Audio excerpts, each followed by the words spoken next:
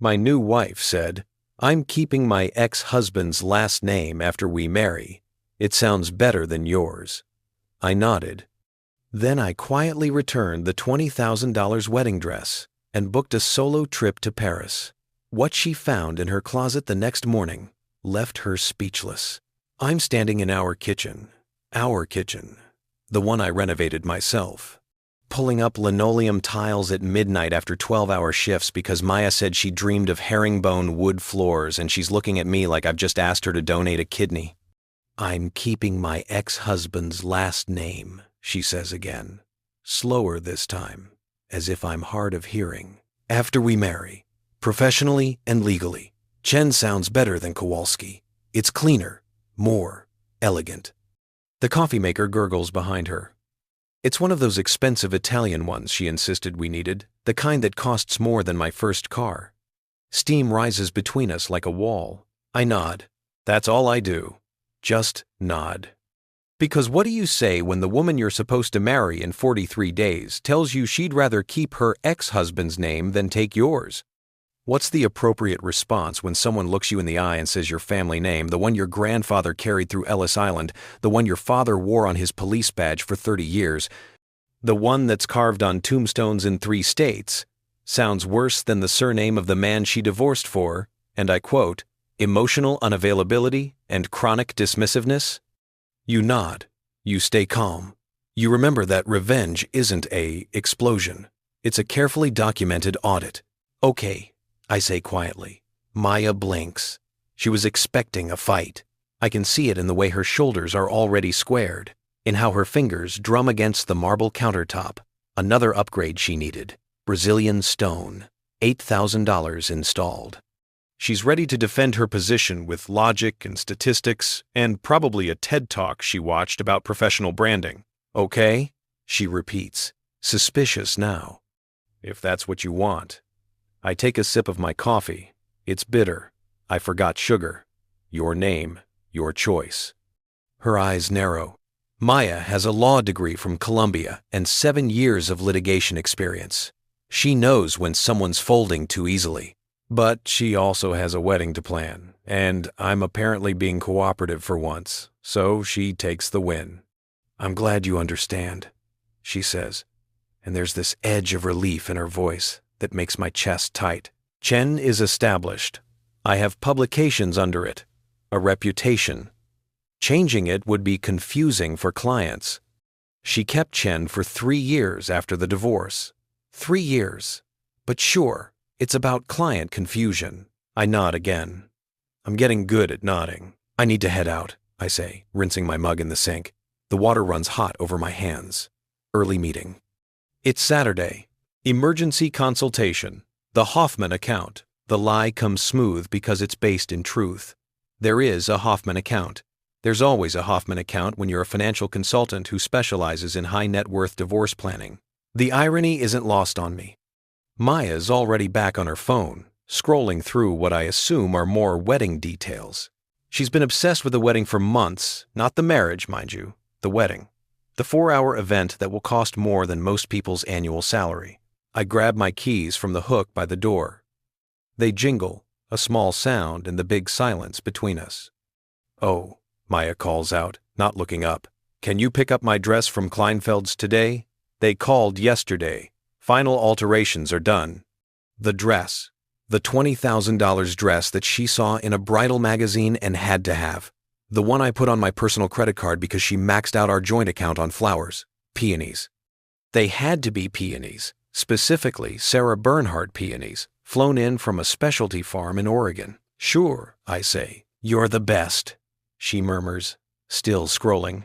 I close the door softly behind me. The hallway of our building, the luxury condo in Tribeca that I bought before we met, the one she moved into and immediately started redesigning, smells like someone's expensive breakfast. Truffle oil, maybe. Or saffron. The elevator arrives with a polite ding. My reflection stares back at me from the polished brass doors. 42 years old, decent shape despite the desk job, graying at the temples in that way that's supposed to be distinguished but mostly makes me look tired. I'm wearing the cashmere sweater Maya bought me for my birthday because You need to dress like the money you manage, David, not like a substitute teacher. My father was a substitute teacher after he retired from the force. He loved it. Said kids needed consistency, needed someone who showed up and gave a damn. Kowalski. It's a good name, a strong name.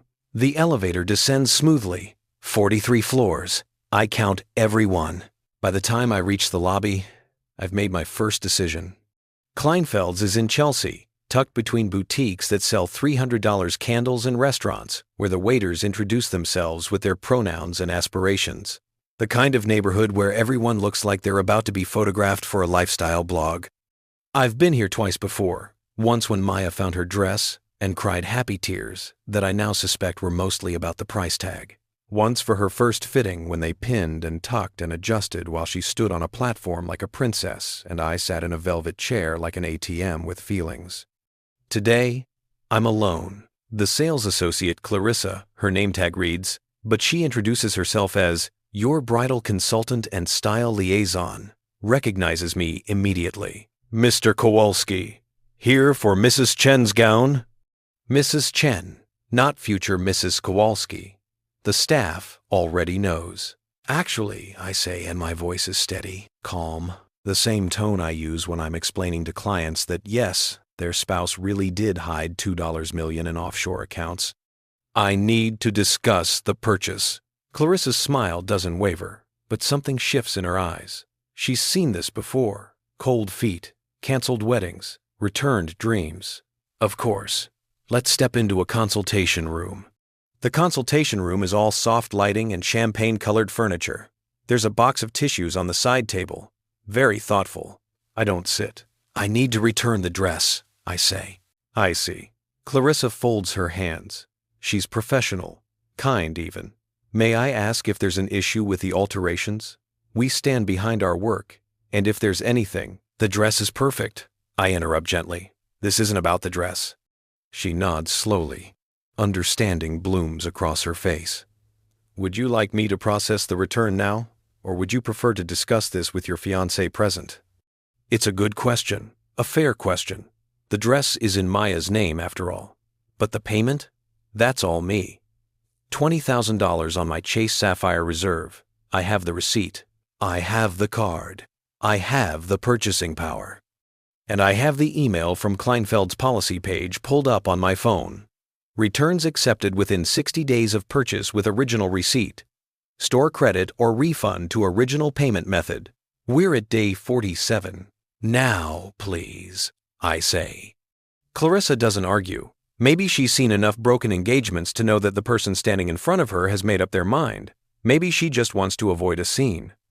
Either way, she excuses herself and returns 10 minutes later with a manager, some paperwork, and a very careful expression. The manager, Jeffrey, Salt and Pepper Hair, probably performs wedding ceremonies on the weekend as a side hustle goes through the motions, confirms the purchase, checks the receipt, asks gently if I'm certain. Completely, I say. This will be refunded to your card within 7 to 10 business days, Jeffrey explains. The full amount, minus the $500 deposit, which was unfortunately non-refundable as stated in the original contract, is Work Sporting's $19,500 back. I can live with that. We're very sorry to see this happen, Jeffrey continues, and he actually sounds sincere. If circumstances change, we'd be happy to work with you again. I shake his hand. I shake Clarissa's hand. I walk out of Kleinfeld's with a receipt that says return processed and a feeling in my chest that's somewhere between relief and freefall. The dress, Maya's dream dress, the one with the silk charmeuse bodice and the chapel-length train and the hand-beaded lace that probably required 6 artisans and a magnifying glass, will go back into inventory. Some other bride will try it on. Some other groom will pay for it. But not me. Not for a woman who thinks my name isn't good enough. The next stop isn't planned. I find myself walking, aimless at first, until I realize I'm heading toward Midtown, toward the building where I work, toward my office with the leather chair and the mahogany desk and the computer that holds every financial record I've meticulously kept for the last 3 years. I scan my key card. It's Saturday, so the building is quiet. Just weekend security and a few associates pulling overtime. The elevator ride up is faster without the weekday crowds. My office smells like the sandalwood candle Maya bought me. For ambiance, David, you can't just have an office that smells like paper and sadness and coffee. Always coffee. I sit down at my desk and open my laptop. Then I open a new folder. I title it Personal Financial Review. Then I start compiling.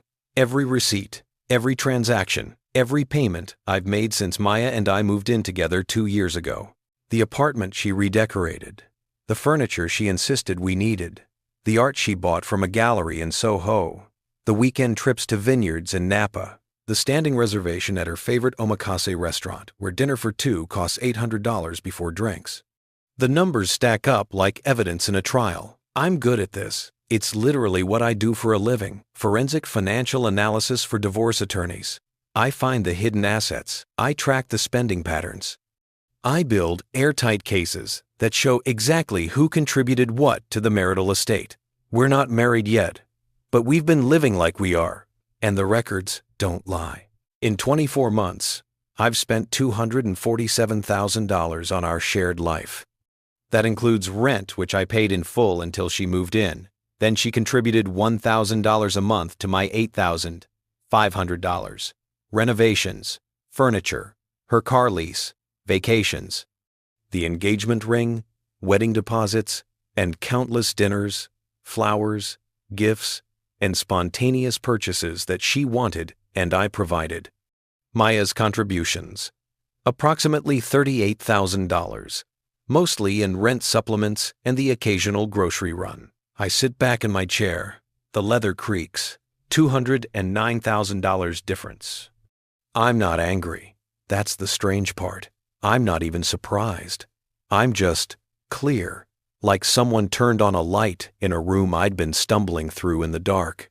My phone buzzes. A text from Maya. Did you get the dress? Trying to figure out when to do the final try-on with the seamstress. Maybe tomorrow? I stare at the message for a long moment. Then I type, change of plans. We need to talk. No. Delete that. Too dramatic. Too obvious. Instead, something came up with the dress. I'll explain tonight. Her response is immediate. Is it damaged? Did they mess up the alterations? David, I swear, if they... Nothing like that. Talk later. Promise. I silence my phone and turn back to my computer. By the time I leave my office 4 hours later, I have a complete financial dossier, a documented timeline, and a plan that's starting to take shape, like a photograph in developing solution. I also have a confirmation email from Air France. 1 ticket to Paris, business class, departing in 6 days. Just 1 ticket. The flight leaves at 7 p.m. on what would have been our final wedding dress fitting appointment. I'll be 35,000 feet over the Atlantic when Maya realizes I'm not coming home. The apartment is dark when I get home. Not unusual, Maya had mentioned something about a spinning class followed by drinks with her bridesmaids. Her bridesmaids.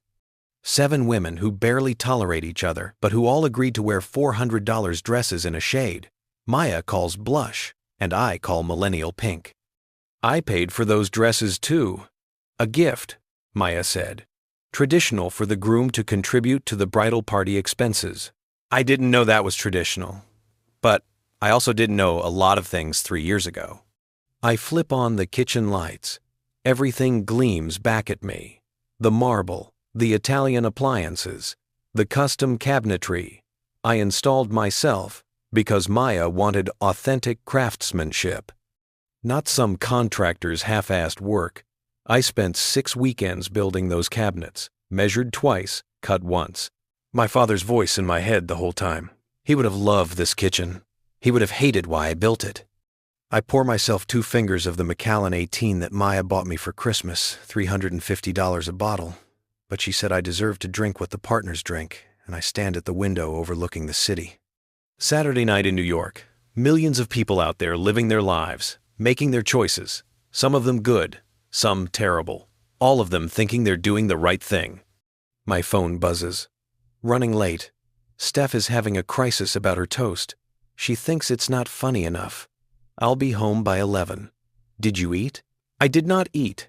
I also did not pick up her dress, which she still doesn't know. I'm good. Take your time. I reply. Then I walk to our bedroom. Our bedroom, where the sheets are Italian linen, because Maya read that thread count is actually a marketing scam, and what matters is the quality of the fiber. $600 for a set, and I stand in front of her closet. Maya's closet is a work of art. Custom built-ins, velvet hangers, LED lighting, organized by color and season and occasion. It's bigger than my first apartment. I open the door where her wedding dress should be hanging. The space is empty, waiting. A void in ivory and white. Instead, I hang something else. The printed financial dossier, all 47 pages of it, bound neatly with a black clip. The title page reads, Financial Analysis, Kowalski-Chen Household, 24-month review. Below that, in smaller text, prepared by David Kowalski, CFP, for personal review and reflection. I hang it on one of those fancy velvet hangers, right at eye level, exactly where the dress should be. Then, because I'm apparently committed to this theatrical production, I attach a note to the front page, clean white cardstock. My handwriting, neat and measured. You wanted a name that sounded better. I wanted a partnership that felt better. We both made choices. Here's the receipt. I step back. The dossier hangs there like a ghost of a wedding dress, full of numbers instead of dreams. Then I go to my own closet, considerably smaller, considerably less organized, and I pack. Not everything. That would be too obvious. Just enough for 2 weeks. Casual clothes mostly. A blazer, the good shoes, my passport from the safe. The watch my father gave me when I graduated college, the Seiko he'd worn for 20 years before that. I pack the way. I do everything. Methodically, calmly, with intention. By the time I'm done, I have 1 suitcase and 1 carry-on. My laptop bag, my phone charger, everything else. The cashmere sweaters, the designer jeans, the accessories Maya curated for me stays. I leave the bags in my closet. Tomorrow I'll move them to my office. No need to accelerate the timeline. My phone buzzes again. Change of plans. Going back to Steph's to help her rewrite. Might just crash there. Love you. Perfect. I settle onto the couch, the $12,000 sectional from Italy that took 8 months to arrive, and I open my laptop. I have work to do. Real work. The kind that pays my salary and funds the life Maya has built around us. But first, I open a new document. I title it, Letter to Maya. Then I stare at the blank page for 20 minutes. What do you say to someone who's about to discover that the man she thought was quietly accepting her decisions has actually been quietly documenting them? How do you explain that love, real love, shouldn't feel like a series of negotiations where one person always pays the tab? Finally, I start typing, Maya, by the time you read this, you'll have found the financial analysis in your closet. You'll probably be angry. You might call me controlling, vindictive, petty. You might tell your friends I'm making a big deal out of nothing. You might even be right. But here's what I need you to understand. This isn't about the money. Okay, it's a little about the money. $209,000 is not nothing. That's 4 years of college tuition. That's a down payment on a house. That's my father's entire pension for 3 years. But really, it's about what the money represents. Every time I paid for something, the renovations, the furniture, the trips, the dress, I told myself it was because I loved you, because I wanted you to be happy. Because providing for someone you love is what you do. And maybe that's true. Maybe I did love you. Maybe I still do. But somewhere along the way, I started to notice something. You were happy to take what I offered, but you never actually saw me offering it. It became expected, assumed. My money, my time, my effort, it all became invisible, like oxygen. You only notice oxygen when it's gone. When you told me you were keeping your ex-husband's name, something shifted, because it wasn't just about the name. It was about what that choice revealed. You kept his name for 3 years after the divorce. 3 years. But you can't take mine after marriage? Because his sounds better? Because yours is established? Maya, You have a law degree. You've been practicing for 7 years. You know exactly how this looks. It looks like you value what he gave you, a surname, a credential, a professional identity more than what I'm offering. And what I'm offering is everything. My name, my home, my resources, my future. But here's the thing I realized today. Standing in that bridal boutique, I don't want to marry someone who thinks everything I offer isn't quite good enough. I don't want to be the dependable option, the safe choice, the guy who pays for everything while you keep souvenirs from someone else. I want to be someone's first choice, not their financial advisor, not their general contractor, not their patron, their partner. And we're not partners, Maya. We're not even close. The numbers prove it. But honestly, I didn't need a spreadsheet to know. I needed you to tell me my name wasn't good enough. That was the proof. I stopped typing. My hands are shaking slightly. I save the document, but I don't send it. Not yet. Maybe not ever. Maybe the financial dossier is enough. Maybe she'll see those numbers and understand what I'm trying to say. Or maybe she'll see those numbers and call her attorney friends and tell them her fiancé is having a breakdown over wedding expenses. Either way, the truth is hanging in her closet, waiting. I don't sleep well. I never do before big decisions. Instead, I lie on the couch. I can't bring myself to sleep in our bed, and I think about my father. He died 2 years ago. Heart attack. Quick. The doctor said he probably didn't even know what was happening. 1 minute he was grading essays on the Reconstruction era. The next, he was gone. We scattered his ashes in Lake Michigan, off the shore where he used to take me fishing when I was a kid. My mother stood on the boat in her black dress and her sunglasses, and she said, "He was a good man. He showed up. He did the work." That's all anyone can ask. That's all anyone can ask. I've been showing up. I've been doing the work. But for who? My phone lights up in the darkness. 2:47 a.m. A text from Maya. Couldn't sleep. Missing you. Can't wait to be your wife. My chest tightens. She has no idea. In her mind, everything is fine. We're getting married in 43 days. She'll keep her ex's name. I'll smile in the photos. And life will continue exactly as it's been. She'll redecorate. I'll pay for it. She'll want to travel. I'll book it. She'll dream bigger. I'll fund it. And one day, maybe 5 years from now, maybe 10, she'll realize she's not happy, that her life with dependable David Kowalski isn't exciting enough, isn't prestigious enough, isn't enough, and she'll leave. And the divorce attorney she hires will be someone I probably trained. The irony is so sharp I almost laugh. Instead, I text back, "Sleep well, big day tomorrow." Because tomorrow, technically today, now is Sunday. And tomorrow Maya will wake up in Steph's guest room or stumble home around noon.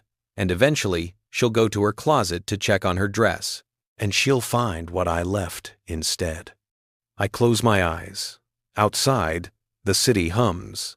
Sirens, horns, the bass line from someone's party bleeding through expensive walls. Somewhere in Paris, it's almost 9 a.m. Cafes are opening. People are buying fresh bread. The Seine is reflecting morning light. In 6 days, I'll be there. In 6 days, Maya will either understand or she won't. But either way, I'll be 3,600 miles away, drinking espresso in a city where no one knows my name. Either version of it. And that sounds exactly right. I wake to sunlight streaming through the windows. The massive, floor-to-ceiling windows that cost $30,000 to replace because Maya wanted European tilt and turn functionality. I'm still on the couch. My neck hurts. The Macallan bottle is on the coffee table, emptier than I remember. My phone says 10:23 a.m. 3 texts from Maya. Good morning. 7:45 a.m. Heading home soon. Want me to grab bagels? 9:12 a. Hello. You alive? LOL. 10:15. I text back. Alive. Coffeed. No bagels needed. Then I get up, shower, make myself presentable. I put on jeans and a t-shirt, not the expensive ones Maya bought. The old ones, the Levi's I've had for 10 years. The Northwestern shirt from my MBA program. Clothes that remember who I was before I became someone's renovation fund. I make coffee, real coffee, not from the Italian machine. Just my old Mr. Coffee that I kept in the back of the cabinet, the one Maya calls charmingly vintage, which means embarrassingly cheap. It tastes perfect. I'm on my second cup when I hear her key in the lock. Maya breezes in like weather, all energy and motion, and the scent of expensive perfume. She's wearing athleisure that costs more than most people's business casual. Her hair is in a messy bun that took 15 minutes and 3 products to achieve. She looks beautiful. She always looks beautiful. There you are. She drops her Celine bag on the counter, $3,200. I didn't even blink when she bought it, and comes over to kiss my cheek. You look terrible. Did you sleep here? Worked late. Didn't want to wake you. The lies are getting easier. You work too hard. She pours herself coffee from the Italian machine, adds oat milk from the fridge. So, what happened with the dress? Your text was so cryptic. Here we go. There was an issue with the payment, I say carefully. I had to go in and sort it out. Oh God, did the charge not go through? Because I can. It's handled. She looks at me over her coffee cup. Those sharp litigator eyes, the ones that miss nothing in a deposition.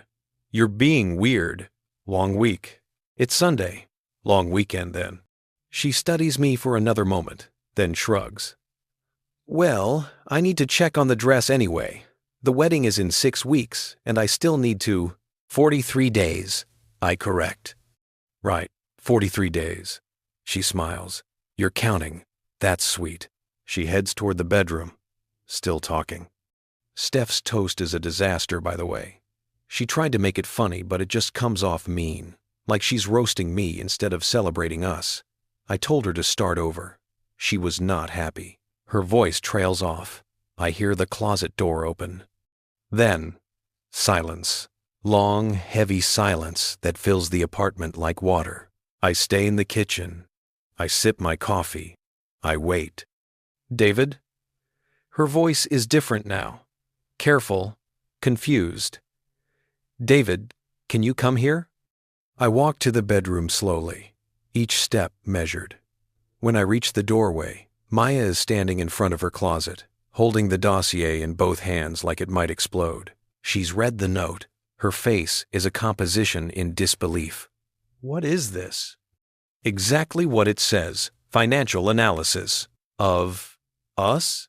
Of our household expenses, contributions, distribution of costs. Her eyes scan the first page. I watch her process the numbers. Watch the color drain from her face, then rush back as anger. You made a spreadsheet of our relationship? I make spreadsheets for a living, Maya. This is... She flips through pages. Her hands are shaking. This is insane. You tracked every dollar, every receipt, every transaction. Yes. Why? The word comes out sharp, accusatory. Why would you do this? I lean against the doorframe. Calm, steady, because I wanted to see the truth, and numbers don't lie. The truth? She's getting louder now. The truth about what? About who's actually invested in this relationship. Her jaw drops. Are you seriously suggesting because I make less money than you that I'm not invested? I'm not suggesting anything. I'm showing you data. Data. She laughs, but it's not a happy sound. You're treating our life together like a fucking audit. Isn't it? I push off the doorframe, step closer. Let me ask you something, Maya. If we got married and divorced tomorrow, what would you walk away with? We're not getting divorced. Hypothetically. She stares at me. I don't know. I haven't thought about it. I have. You'd walk away with half of everything we built together. This apartment, my apartment that I bought before we met, would be marital property. The renovations I paid for, the furniture, the art, all of it, split 50-50. That's how marriage works, David. Is it? Because from where I'm standing, it looks like I'm funding your lifestyle while you keep one foot in your past. Lace, end quote, and end quote. My past? Now she's genuinely confused. Chen, I say quietly. Your ex-husband's name. The one you're keeping. The one that sounds better than mine. Understanding crashes over her face. Oh my God. This is about the name thing? Are you kidding me right now? It's not about the name. It's about what the name represents. It represents my professional identity. It represents your priorities. We're both standing now, facing each other across the bedroom. The dossier hangs between us, like evidence in a trial neither of us agreed to. Maya's breathing hard. I cannot believe you're doing this. 6 weeks before our wedding. 43 days. You're creating relationship spreadsheets and hiding my wedding dress. And she stops. Her eyes go wide. Where is my dress, David? Where is my dress? Faye, where is my dress? David. I meet her gaze. Hold it. I returned it. The words land like a slap. You. What? I returned it yesterday. Full refund, minus the deposit. Her face goes through several emotions at once. Shock, rage, disbelief, fear. You can't do that. That's my dress. I chose it. I paid for it. That doesn't give you the right AB. Actually, it does. It was purchased on my credit card. My name on the receipt. Legally, completely within my rights to return. She's crying now. Tears of fury streaming down her face. This is cruel. This is deliberately cruel. Is it? I ask softly. Is it crueler than telling your fiancé his name isn't good enough? Is it crueler than spending 2 years treating someone like a wallet with feelings? She chokes on the words. I never treated you like that. Is it clicked? Do that. I gesture to the dossier. The numbers tell a different story. She throws it. The pages scatter across the floor like evidence at a crime scene. Fuck your numbers. Fuck your spreadsheets. This isn't how love works. Then how does it work, Maya? Explain it to me. Because from where I'm standing, love looks a lot like respect and partnership and maybe, just maybe, being willing to take someone's name when you marry them. That's not fair. None of this is fair. We stand there, breathing hard, surrounded by scattered pages of financial truth. Finally, Maya wipes her eyes. When she speaks, her voice is cold, professional, the voice she uses in court. What do you want? I want you to read it, I say, nodding at the papers. All of it. Every page. Every number. And then I want you to tell me if you still think this is a partnership. And then what? And then we decide if there's a wedding to plan. Her laugh is bitter. You've already decided. You returned the dress. The dress can be rebought. I pause. If there's a reason to. A reason? She's incredulous. You need a reason to marry me? I need a partner, Maya. Not a dependent. Not someone who's keeping her options open by maintaining her ex-husband's identity. A partner. I hate you right now, she whispers. I know. You ambushed me. In my own home. Our home. That I pay for. She flinches. Low blow. True blow. Maya grabs her bag from where she dropped it. Her hands are still shaking. I'm leaving. I can't. I need to think. I need to talk to someone who isn't you. Take the dossier, I say. Read it. We can talk when you're ready. She looks at the scattered pages. For a moment, I think she'll refuse. Then she bends down, gathering them roughly, shoving them into her bag. At the door, she turns back. You know what the saddest part is? What? I really loved you. The real you. Not your money. Not your apartment. You. Past tense? I ask. She doesn't answer, just walks out. The door closes with a soft click that sounds like an ending. I stand alone in the apartment, my apartment surrounded by all the expensive things we bought together. The silence is enormous. My phone is in my hand before I consciously decide to pick it up. I open my email, find the confirmation from Air France. 6 days, business class, 1 ticket. I forward the confirmation to my work email, adding a note. Out of office. Personal travel, November 10 to 24. Then I call my assistant. David? She sounds surprised. It's Sunday. I know. I need you to clear my calendar for the next 2 weeks, starting Thursday. 2 weeks? But the Morrison deposition. Reschedule it. Family emergency. There's a pause.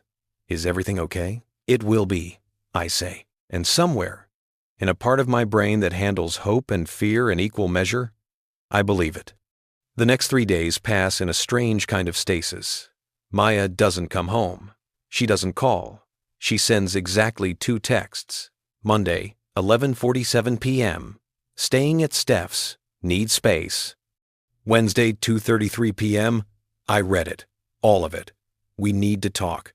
But not yet. I don't push. What would be the point? She has 47 pages of data to process. 2 years of financial evidence that show exactly how our relationship has functioned. The numbers are clear. I've been a provider, she's been a recipient, and neither of us questioned the arrangement until I did. I go to work. I meet with clients. I analyze other people's marriages, other people's money, other people's mistakes. A tech executive hiding Bitcoin from his wife. A surgeon whose shopping addiction has buried the family in debt. A venture capitalist who's been funneling money to a girlfriend in Singapore. Everyone's marriage is a disaster in its own unique way. Tuesday afternoon, I'm in a conference room with the Hoffman attorneys, the ones I actually do have, not the fictional emergency I invented when my phone buzzes. It's not Maya, it's the wedding planner. Dominique Laurent, French, impossibly chic, costs $15,000 just to have her answer emails. David, darling, we need to discuss the final vendor payments. The florist needs confirmation by Friday or we lose the peony contract. Can you and Maya come in tomorrow? I stare at the text for a long moment. The lawyers are still talking about asset division and forensic accounting, their voices a background hum. Peonies. Sarah Bernhardt peonies from Oregon. The ones Maya insisted on. The ones that cost more than my first car. I type back. There may be a change of plans. We'll confirm by Friday. Dominique's response is immediate. A change? David, we're 40 days out. There's no flexibility at this stage. Everything is locked. Understood. I'll handle the cancellation fees if necessary. 3 dots appear. Disappear. Appear again. Then, let's talk before you make any rash decisions. Thursday, 10 a.m.? I agree to the meeting because it's easier than explaining that the decisions aren't rash at all. They're the opposite of rash. They're calculated, documented, and based on extensive data analysis. They're the most informed decisions I've ever made. Wednesday evening, I move my suitcases from the apartment to my office. I do it during the maintenance window, when the building staff are changing shifts. I don't want to explain to anyone why I'm leaving. I don't want the pitying looks from the doormen who've watched Maya and me come and go for 2 years. My office becomes a staging ground. 1 suitcase, 1 carry-on, my laptop, my passport, the watch my father gave me, now packed carefully in tissue paper. I also packed the letter I wrote to Maya, the one I've rewritten 4 times, the one that keeps getting shorter because I keep realizing that everything I want to say is already in the financial dossier. The current version is simple. Maya, I'm going to Paris for 2 weeks. I leave Thursday evening. When I come back, we can decide what comes next. But I can't make that decision while I'm standing in the middle of the life we built. I need distance. Perspective. I need to remember who I am when I'm not trying to be enough for someone who'll never think I am. If you want to talk before I leave, I'm available. If you need more time, I understand. But I need you to understand something too. I'm not doing this to punish you. I'm doing this to save myself. The wedding is in your hands. If you want to proceed, call Dominique. If you want to cancel, call Dominique. If you want to postpone, call Dominique. But don't call me unless you've decided what you actually want. Because I already know what I want. I want a partner who thinks my name is good enough. David. I print it on office letterhead, fold it into an envelope, address it to our apartment. Then I schedule it for courier delivery. Friday morning, after I'm gone. Cowardly? Maybe. Strategic? Definitely. Thursday arrives like a deadline. I meet with Dominique at her studio in Soho, a converted loft filled with fabric samples and mood boards and enough flowers to open a botanical garden. She air kisses my cheeks, both of them, very continental, and guides me to a velvet sofa that probably costs more than my monthly car payment. Coffee? Sparkling water? Champagne? She's already pouring champagne. It's 10 a.m., but apparently that's how wedding planners operate. Water's fine, I say. She hands me San Pellegrino in a crystal glass. So, tell Dominique what's happening. I like that she refers to herself in third person. It creates a helpful distance, like I'm confiding in an entity rather than a person. Maya and I are reassessing, I say carefully. Reassessing. Dominique nods sagely, as if people reassess $200,000 weddings all the time. Maybe they do. Is this cold feet or cold facts? Cold facts. Ah. She sips her champagne. Those are harder to warm up. I'm going to Paris tonight. I'll be gone 2 weeks. When I come back, we'll know more. Des crises. And if you don't come back together, then we cancel. Dominique doesn't flinch. She opens an iPad, scrolls through what I assume are vendor contracts and payment schedules. Let me be direct, David. You've paid $127,000 in deposits and vendor fees. Approximately $80,000 is non-refundable at this stage. The venue, the band, my fee, the photographer, all locked. I expected this. And the remaining $47,000? Could be recovered if we cancel now. This week, after Friday, we lose another $30,000 in contracted services. The math is simple. Cancel now, lose $80,000. Cancel next week, lose $110,000. Proceed with the wedding. Spend another $73,000. Total investment, $200,000.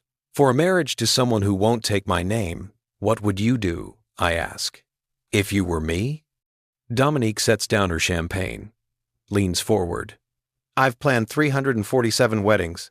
You want to know how many couples I thought would make it? How many? Maybe 50. The number shocks me. That's bleak. That's honest. She smiles, but it's sad. People spend more time planning the wedding than planning the marriage. They obsess over centerpieces and ignore conversations. They want the perfect day, not the perfect life. Which category are Maya and I in? You're in the category of people who shouldn't be asking me. You should be asking each other. She's right. Of course she's right. I need you to put a hold on everything, I say. 2 weeks. Tell the vendors there's a family emergency, medical issue, something that buys us time. I can do that. She makes notes on her iPad. But David, after 2 weeks, decisions need to be made. Final deposits, final counts, final everything. Understood. She walks me to the door. At the threshold, she touches my arm. I hope you find what you're looking for in Paris. What makes you think I'm looking for something? Everyone who runs is looking for something, either the thing they left behind or the thing they're running toward. She tilts her head. Which one are you? I don't have an answer. My flight leaves at 7 p.m. from JFK. I arrive at the airport at 4 p.m. because I'm paranoid about missing it, about some cosmic intervention keeping me here, tethered to decisions I'm not ready to make. I check in at the Air France counter. The agent Marie, her name tag says, processes my ticket with efficient grace. Business class to Paris. Wonderful choice, Mr. Kowalski. She pronounces it perfectly. No stumbling over the W. Traveling for business or pleasure? Neither, I say. Personal sabbatical. Even better. She hands me my boarding pass. Gate 22. They'll begin boarding in about 2 hours. The lounge is on the upper level if you'd like to wait there. I take the escalator up. The Air France lounge is all cream leather and soft lighting and a certain kind of quiet that only exists in liminal spaces. People in transition. People between lives. I find a seat by the window overlooking the tarmac. Planes taking off. Planes landing. Constant motion. My phone has been silent all day. Maya hasn't called, hasn't texted. The letter won't be delivered until tomorrow morning, so she doesn't know I'm leaving yet. She probably thinks I'm at work, that I'm going through the motions while we both figure out what comes next. She doesn't know that next for me is 3,600 miles away. I order a whiskey from the bar, not Macallan, just a standard pour, and I sit with my thoughts. What am I doing? Running away from a relationship that's dying? Or running toward a version of myself I lost somewhere between I love you and I'll pay for that? My father would know. He always knew. He had this way of cutting through complexity with simple truths. Son, he'd say, you can't negotiate respect. Either someone respects you or they don't. And if they don't, no amount of money or patience or forgiveness will change that. He told me that when I was 25, fresh out of business school, trying to decide between two job offers, one paid more, one felt right. Take the one that feels right, he'd said. Money you can make. Respect you have to earn. And you can't earn it from people who've already decided you're not worth it. I took the lower paying job, built my career from there, became a CFP, built a reputation, made the money, eventually. But I forgot the lesson about respect. I let Maya decide I wasn't worth her name. The whiskey burn's going down. Good. I want to feel something sharp. At 5:30 p.m., my phone finally buzzes. Maya, where are you? My heart rate spikes. Does she know? Did Dominique call her? At work. I lie. Late meeting. Can you come home tonight? I'm ready to talk. I stare at the text. The cursor blinks. The plane I'll be boarding in 90 minutes sits outside the window, loading cargo. I can't tonight. Tomorrow? David, we need to do this now. I've been thinking, and another text comes through, I want to fix this. In close day, with Matt as a very bez, he would not dest in the 70. 4 words. Simple. Devastating. I want to fix this. But what does that mean? Does she want to fix the relationship? Or does she want to fix the problem of her wedding getting derailed 40 days out? Does she see me? Or does she see the spreadsheet? Does she understand what the numbers mean? Or does she just want them to go away? I'm leaving town for 2 weeks. I type. You'll get a letter tomorrow explaining everything. Read it. Think about it. We'll talk when I get back. The 3 dots appear immediately. Disappear. Appear. Disappear. Finally, leaving where? For what? Paris. For me. Paris. David, what the fuck? Read the letter. I'll have my phone, but I need space to think. Space to think, or space to run away. That stops me. Because she's not wrong. Maybe both. I admit. The dots again. This time they last for a full minute. I watch the clock, watch the dots, watch my flight information update. Now boarding. Her response, when it comes, is just one word, coward. It lands like a punch. Maybe she's right. Maybe I am a coward. Maybe running to Paris instead of having this conversation face to face is the most cowardly thing I've ever done. But I'm doing it anyway. I silence my phone, gather my bags, walk to gate 22. The gate agent scans my boarding pass. Welcome aboard, Mr. Kowalski. Seat 4A. Turn left when you enter the aircraft. I walk down the jet bridge. Each step feels significant, final. The business class cabin is half empty. My seat is at the window. Cream leather. Too much legroom. Amenity kit. Already waiting with socks and eye masks and lavender spray. I stow my carry-on. Settle into the seat. Fasten my seatbelt. A flight attendant appears. Champagne before takeoff? Please. She hands me a glass. Veuve Clicquot.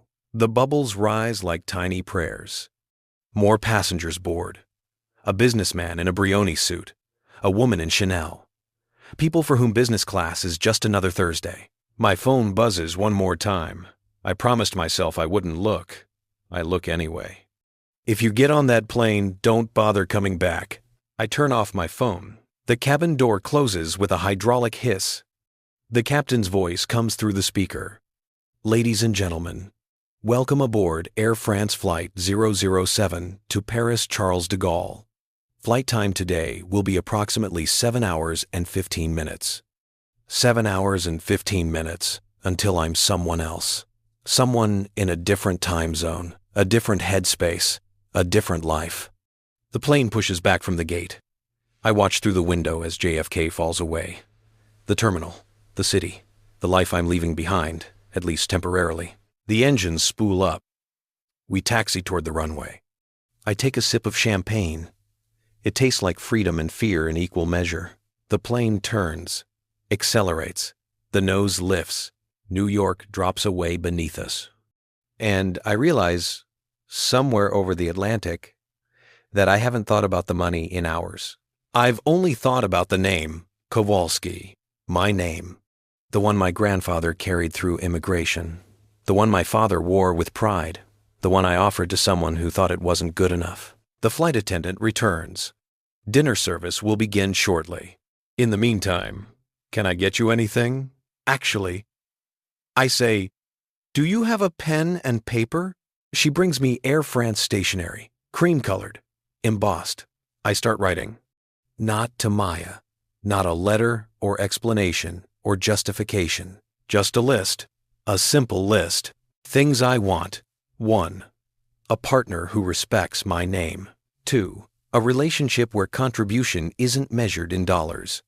3. Someone who sees me, not my wallet. 4.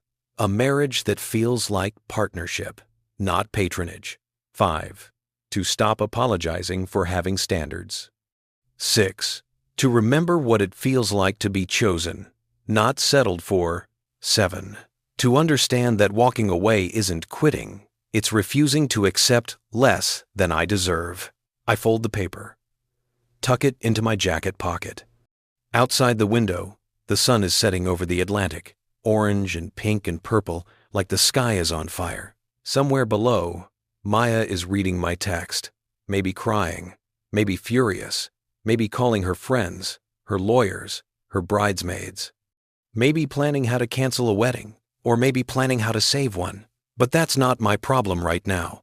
Right now, my problem is figuring out how to say, "Another glass of champagne, please," in French. I press the call button.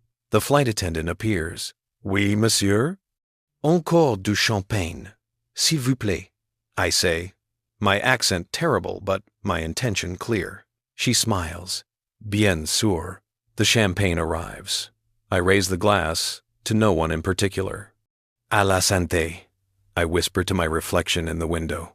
To health, to clarity, to finally knowing what I want, and to having the courage to walk away from what I don't.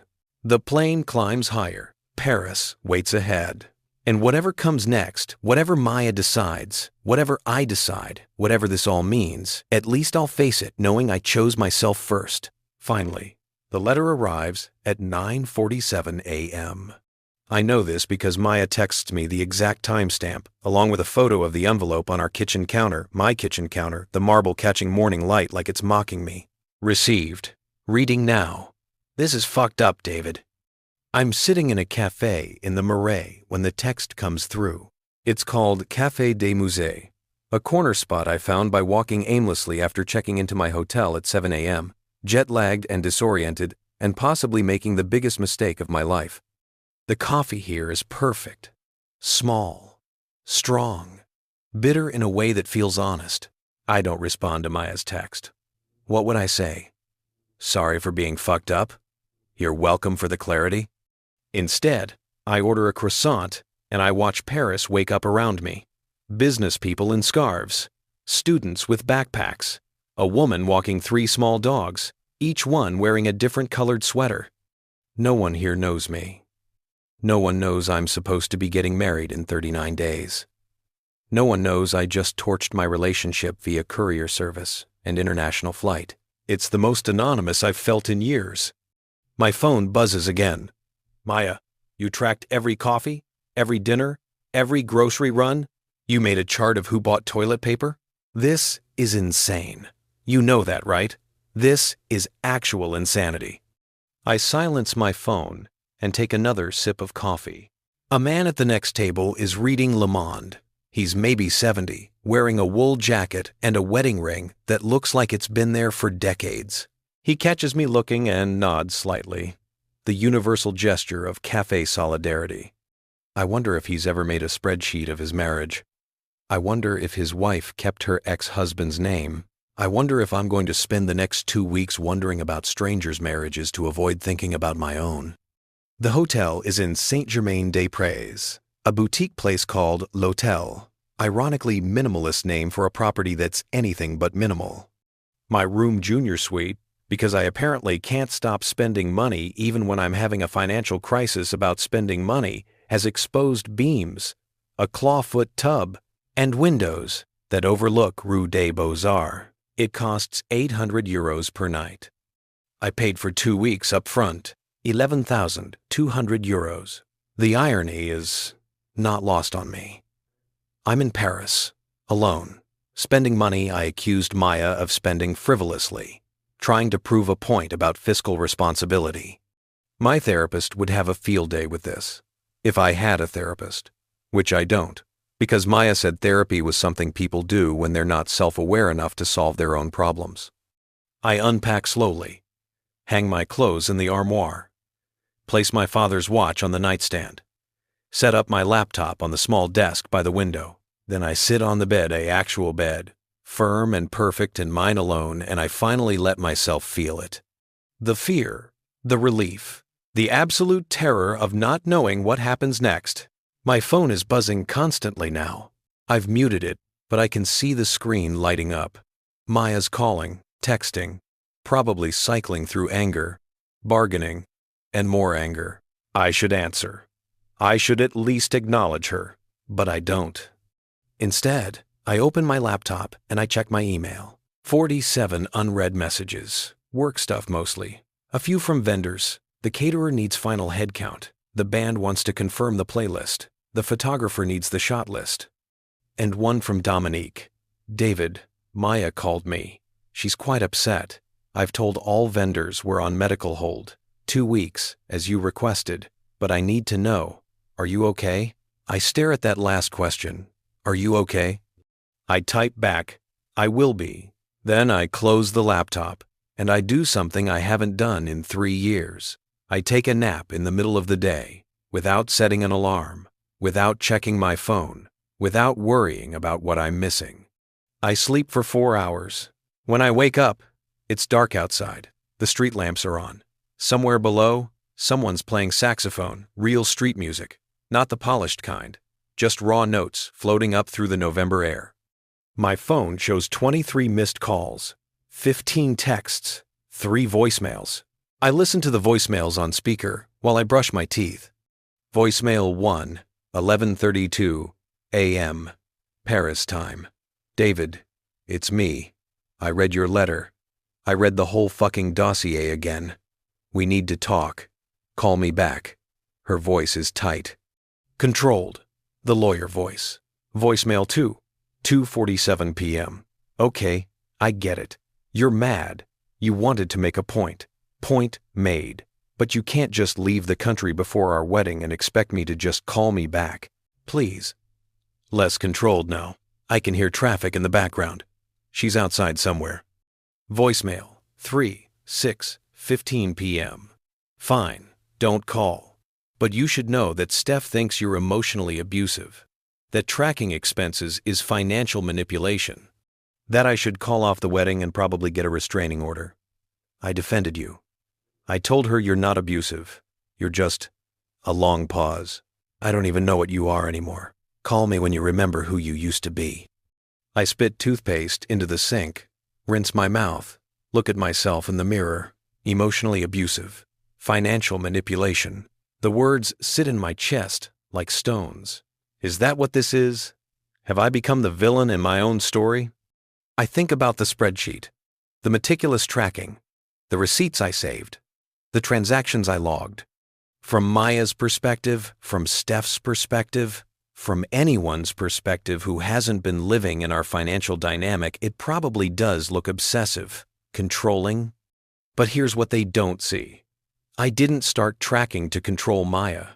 I started tracking to understand what was happening, to see clearly what I felt instinctively, that I was being used.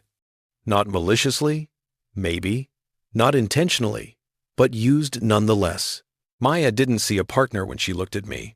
She saw a resource, a solution, a man with money and skills and a willingness to provide. And I let her. I enabled it. I paid for everything and told myself it was love. But love doesn't feel like an audit waiting to happen. Love doesn't require spreadsheets to prove its existence. I text Maya back. Finally, I'm not abusive. I'm not manipulative. I'm just done being invisible. Her response is immediate. You're not invisible.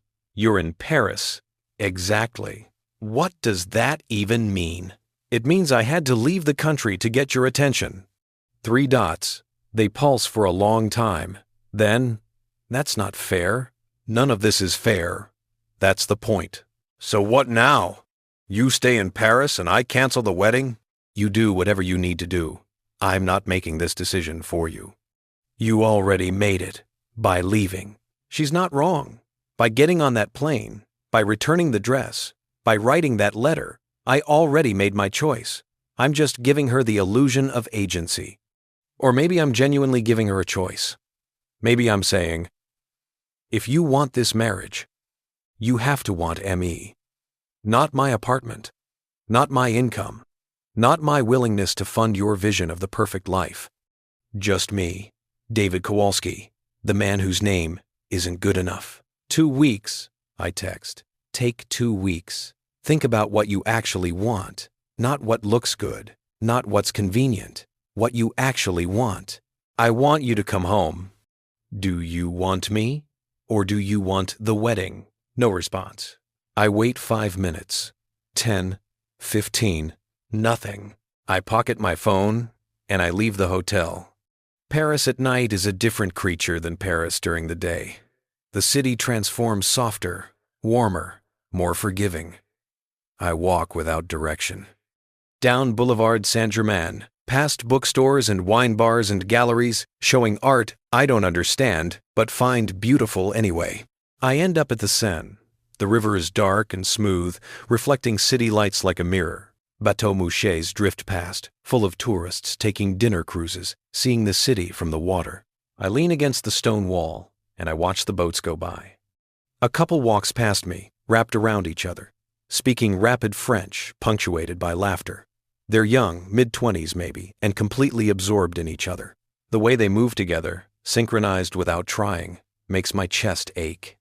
Maya and I used to move like that. Didn't we? Or did we just pretend we did? I pull out my phone and I scroll back through our texts.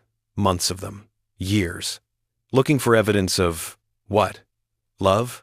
Partnership? Mutual respect? What I find instead is a pattern. Maya texts about things she wants, things she needs, things I should buy, book, arrange, handle. Can you grab dinner on your way home? Thinking sushi from Sushi Nakazawa. $400. My car lease is up. Can you look into the new Range Rover? Steph has one and it's gorgeous. $1,200 month. Contractor called. Bathroom renovation is going to be $15K more than quoted. I told him to proceed. You're okay with that, right? Not a question, a statement. And my response is, sure, I'll handle it. No problem. Whatever you want. Over and over. Sure, I'll handle it. No problem. Whatever you want. When did I become a service provider instead of a partner? When did I love you turn into I'll pay for that? My phone rings. Not Maya this time. Dominique. I answer. Hello? David. Finally. Are you safe? Are you okay? Maya called me in hysterics saying you fled the country. I didn't flee. I took a planned trip. End quote. A planned trip she didn't know about. Fair point. Dominique sighs. She sounds tired. I'm not your therapist or your mother, David, but I am your wedding planner, and I need to know. Is there going to be a wedding? Honestly, I don't know. That's what I told Maya. She didn't like that answer. What does she want to do? She wants you to come home. She wants to postpone, not cancel. She wants... Dominique pauses. She wants the wedding. I'm not sure she's thinking about the marriage. That's what I'm afraid of. Can I give you advice? Not as your planner, as someone who's seen a lot of couples stand at the altar who shouldn't have? Please, don't marry someone who makes you feel small. I don't care how much you love them. I don't care how much you've invested. Small people make small marriages, and you deserve better than that." The words hit me like a physical thing. Did Maya make me feel small? I don't know. Did she? I think about it. Really think. The name thing. The constant requests. The way she'd roll her eyes when I suggested something that didn't align with her vision. The way she'd say, "You're sweet." But before overruling every opinion I had about our wedding, our home, our life, "You're sweet, but we're doing it my way." You're sweet, but you don't understand design. You're sweet, but your taste is too suburban. You're sweet, but your name sounds too ethnic.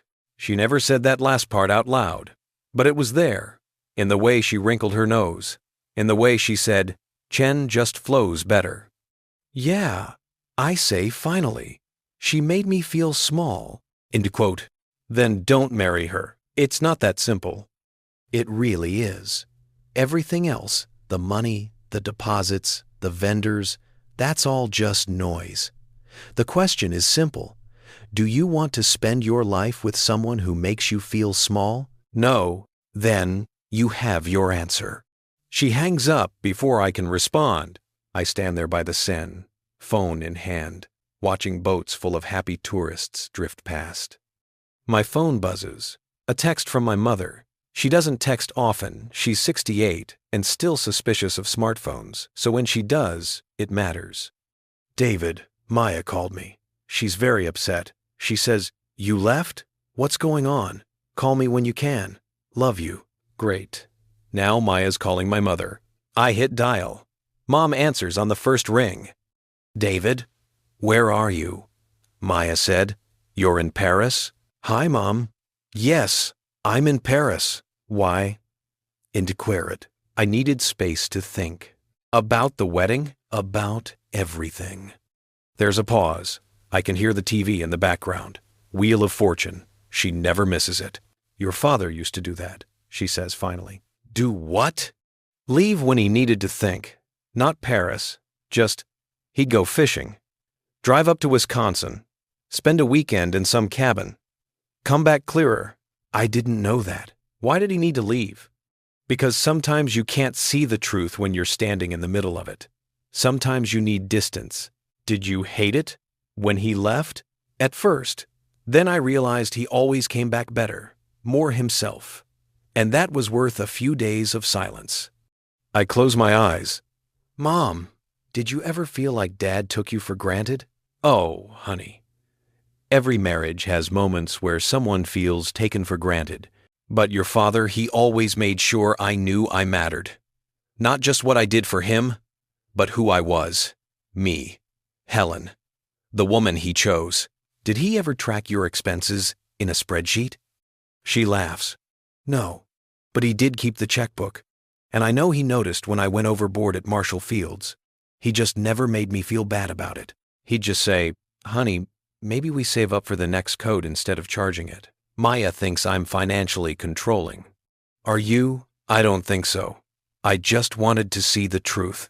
And what did you see? That I've been funding a life she built around me. Not with me, around me. Mom is quiet for a moment.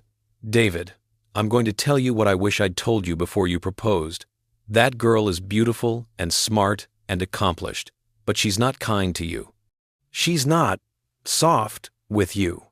And everyone deserves someone who's soft with them. My throat tightens. I thought love was supposed to be hard work. Love is work, but it shouldn't feel like a job you're failing at. We talk for another 20 minutes. She tells me about her week, her book club, her neighbor's new dog, the pie she baked for church. Normal things. Grounding things. Before we hang up, she says, your father would be proud of you for knowing when to step back. That takes more courage than staying. Thanks, Mom. And David, Paris is lovely in November. Take some time for yourself. You've earned it. After we hang up, I walk for another hour. Through the Latin Quarter, past the Pantheon, down narrow streets where the buildings lean together like old friends sharing secrets. I find a wine bar called Le Baron Rouge. It's crowded and loud and unpretentious people standing at barrels used as tables, drinking cheap wine from actual glasses, not stemware. I order a glass of red.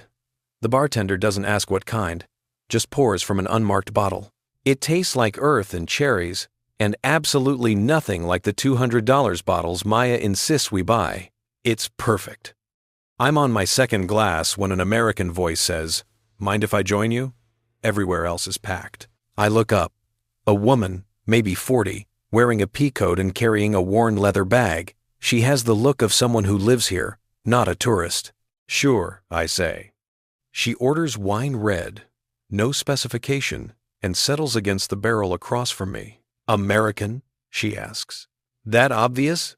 The shoes give it away. Europeans don't wear New Balance unless they're actually running.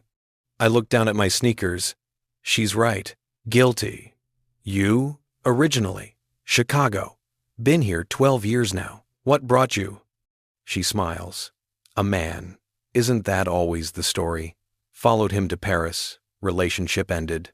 Decided to stay. And I've never been happier.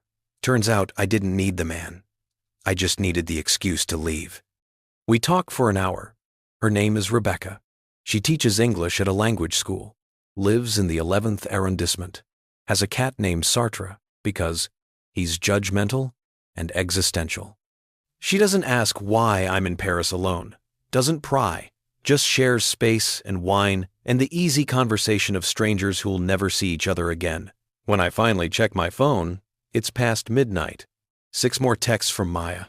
I don't read them. I should go. I tell Rebecca. "Good talk," she says. "Hey, if you need restaurant recommendations or anything, this city can be overwhelming alone. I might take you up on that." I'm here most nights. Baron Rouge. Like clockwork. I walk back to my hotel through empty streets. The city is quiet now, just the occasional taxi and the ever-present hum of the Seine. In my room, I finally read Maya's texts. I talked to my therapist. She has a therapist now, apparently. She says you're having a breakdown. She also says I might be codependent on your money, which is insulting, but I'm considering it. I don't want to cancel the wedding, but I don't want to marry someone who hates me either. Do you hate me, David? I sit on the edge of the bed. The street outside is silent. My father's watch ticks on the nightstand. Do I hate her? No, but I don't want to marry her either. Not like this. Not when she thinks therapy is for people who aren't self-aware, unless it's her therapist telling her what she wants to hear. Not when she calls my documentation of our financial imbalance manipulation instead of recognizing it as evidence. Not when she still hasn't said she'll take my name. I text back, "I don't hate you, but I don't think you see me, and I can't marry someone who doesn't see me." Her response comes immediately. "I see you. Do you? What's my favorite movie? Dots, dots, dots. I don't know. It's Local Hero. I've told you 3 times. We've never watched it together because you said it sounded boring. In so's Mr. That's reply. What's my middle name? More dots. Thomas. After my father. You've never used it. What do I want to do when I retire? David, this is ridiculous. What do I want to do when I retire, Maya? No response. Because she doesn't know. She doesn't know I want to teach financial literacy at community colleges, that I want to help people who grew up like I did, working class, immigrant families, understand money so they don't get taken advantage of. She doesn't know because she's never asked. I turn off my phone and I lie in the dark, and I let myself feel the full weight of it. I'm alone in Paris. My wedding is in 39 days. Maybe. My fiancé thinks I'm having a breakdown.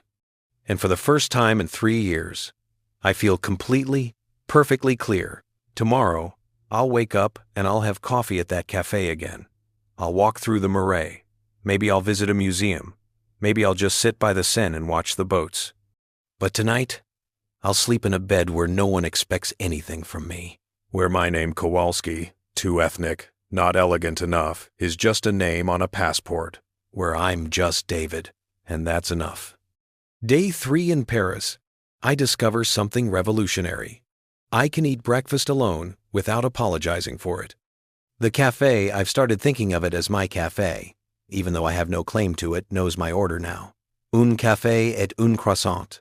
The waiter, whose name I learn is Laurent, brings it without asking, sets it down with a small nod that feels like acceptance. I sit. I read the International Herald Tribune, even though the news is depressing. I watch people. I exist without justification. It's extraordinary how much energy I've spent for years explaining my existence to Maya. Why I wanted to stay home instead of going to another gallery opening. Why I preferred beer to wine, diners to bistros, silence to constant stimulation. Why I needed time alone, time to think, time to just be without performing the role of attentive fiancé. Here, no one needs explanations. I'm just the American in the corner who tips too much and murders the French language with enthusiasm. My phone has become a museum of Maya's evolution through the stages of grief. Day 1, anger. How dare you? This is abandonment, my lawyer says. Day 2, bargaining.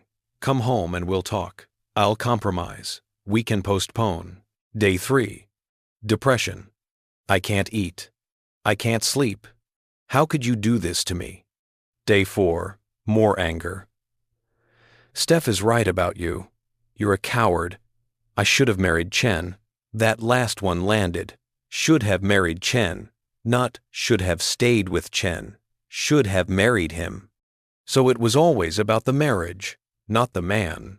Chen gave her a ring and a name, and apparently that was enough.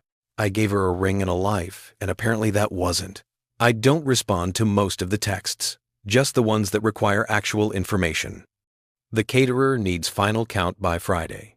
Tell them you'll confirm when I'm back. That's in 10 days. They need it now. Then give them your best guess. My best guess? It's our wedding. Quote, this isn't, is it? No response to that one. On day 4, I visit the Musée d'Orsay. Not because I'm particularly into Impressionism, but because my hotel concierge, a woman named Sylvie who has impeccable posture and the air of someone who's seen everything twice, suggested it. You look like a man who needs to see beautiful things made by people who suffered, she said. The Impressionists were rejected for years before anyone appreciated them. Very French, very resilient. The museum is housed in an old train station, which feels metaphorical. Spaces can be transformed. Buildings can have second lives. I spend 3 hours wandering. Monet's water lilies, Renoir's dancers, Degas's ballerinas, Van Gogh's self-portraits, the ones where you can see the madness and the genius fighting for space in his eyes. I stop in front of a painting by Gustave Caillebotte, Paris Street, rainy day. It shows people walking through Paris in the rain, holding umbrellas, going about their lives. The perspective is strange, slightly elevated, like you're watching from a window. There's a couple in the foreground, well-dressed, walking together but not touching. The man looks straight ahead. The woman glances away. They're together but separate. I stand there for 20 minutes, looking at that painting, and I understand something I've been avoiding. Maya and I have been that couple for a long time, together but separate. Sharing space, but not connection. I was just too busy paying for things to notice. My phone buzzes. Not Maya, my mother. Thinking about you. How's Paris? Have you eaten anything besides bread and cheese? Mostly bread and cheese, actually. It's a solid diet. Your father would approve. He believed in simple pleasures. I remember. Have you talked to Maya? She's talked to me. I've mostly listened. And what's she saying? That I'm ruining everything. Are you? Maybe. Or maybe I'm finally building something. Hard to tell. Trust yourself, David. You have good instincts. You just need to listen to them. I pocket my phone and I leave the museum. Outside, it started to rain light. Parisian rain that's more mist than water. People pop open umbrellas. I don't have one. I let myself get wet. It feels like permission. Day 5. I meet Rebecca at Baron Rouge again. It's becoming a routine. I'm starting to understand why people have regular spots. There's comfort in familiar spaces, familiar faces, the ritual of being known. You're still here, she says, sliding into the space across from me. I thought you'd be a one-night wonder. Turns out, I like cheap wine and existential conversations. The best kind. She orders her usual red. So, Day 5. Have you figured out what you're running from yet? Who says I'm running? Everyone in Paris is running from something. Or towards something. Sometimes both. That's why we're here instead of Cleveland. I'm from Chicago originally. Same difference. Midwest, practical, friendly, not exactly Paris energy. I laugh. What are you running from? Oh, I ran years ago. Now I'm just living. But you've got that fresh wound look, like you just ripped off a Band-Aid. Is it that obvious? You check your phone every 3 minutes and then put it away looking pained. Either you're getting dumped or you're doing the dumping. What if it's mutual? It's never mutual. Someone always leaves first. The other person just agrees after the fact. She's not wrong. We drink and talk. She tells me about her ex, the one she followed to Paris, how he was brilliant and charming and completely unable to commit to anything, including her. How she spent 3 years trying to be enough, trying to be interesting, trying to be whatever he needed. And then one day, she says, I realized I was so busy being what he needed that I forgot who I was. So I left. Well, he left first, but I stayed, and that was my way of leaving. Do you regret it? Following him? Every day. Staying after? Never. Paris gave me my life back. I'm supposed to get married in 35 days, I hear myself say. Maybe. Probably not. I don't know. Rebecca doesn't look surprised. And you're here instead. I'm here instead. Why? I think about how to answer that. The spreadsheet, the name, the dress, the slow accumulation of small dismissals that added up to one big truth. Because she wanted to keep her ex-husband's name, I say finally. And I realized that if she wanted to keep his name more than she wanted to take mine, maybe she wasn't actually choosing me. Rebecca nods slowly. That's a good reason. Is it? Or is it petty? Can't it be both? Sometimes the best reasons are petty. They're specific. They're honest. It's the big, vague reasons that are usually bullshit. We stay until closing. When I walk back to my hotel, I feel lighter. Like I've been given permission to trust my own judgment. My phone has 7 new texts from Maya. I don't read them until I'm back in my room, door locked, committed to whatever emotional assault awaits. I talked to Dominique. She says you're paying for the hold. Thank you. I also talked to my therapist again. She asked me why I want to marry you. I told her all the right things. You're stable. You're kind. You're successful. She asked if I loved you. I said, of course. She asked how I show it. There's a gap in the timestamps, 20 minutes between that text and the next. I couldn't answer, David. I couldn't think of how I show you I love you. And then I realized, I don't think I do. My heart stops, then starts again, harder. I think I love the life we have. The apartment, the plans, the idea of us. But you? I don't know if I've ever really seen you. And that's really fucked up. I sit on the bed, read the texts again, then again. This is it. This is the moment where Maya either gets it or doesn't. I text back, what do you want to do? The response comes immediately. I don't know. Honest answer. Honest answer. I want to cancel the wedding. My breath catches. But I don't want to lose you. Those might be the same thing. I know. We text for another hour. The most honest conversation we've had in months, maybe years. She admits she's been coasting. That she liked having someone who took care of things. That she never really thought about what I needed because I never seemed to need anything. You were just solid, she writes. Like a wall. I leaned on you. I never thought walls might need support too. Walls crack when you lean too hard, I respond. Is that what happened? Did I crack you?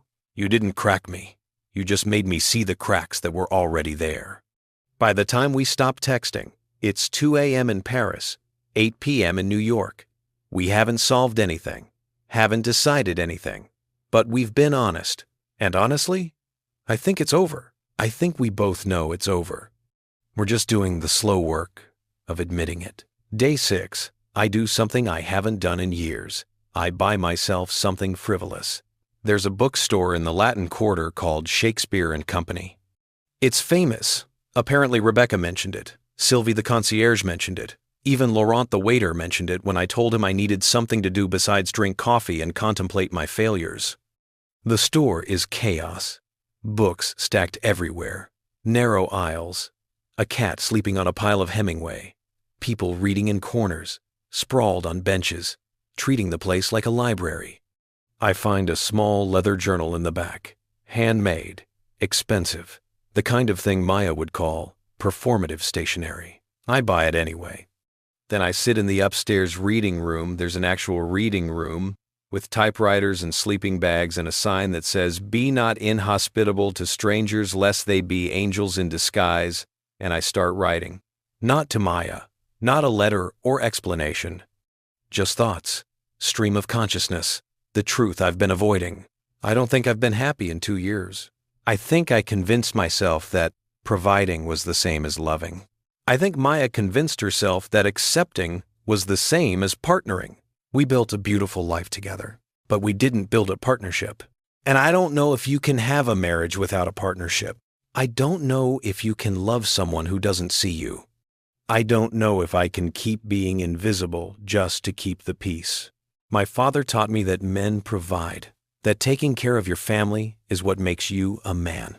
But he also taught me that respect goes both ways.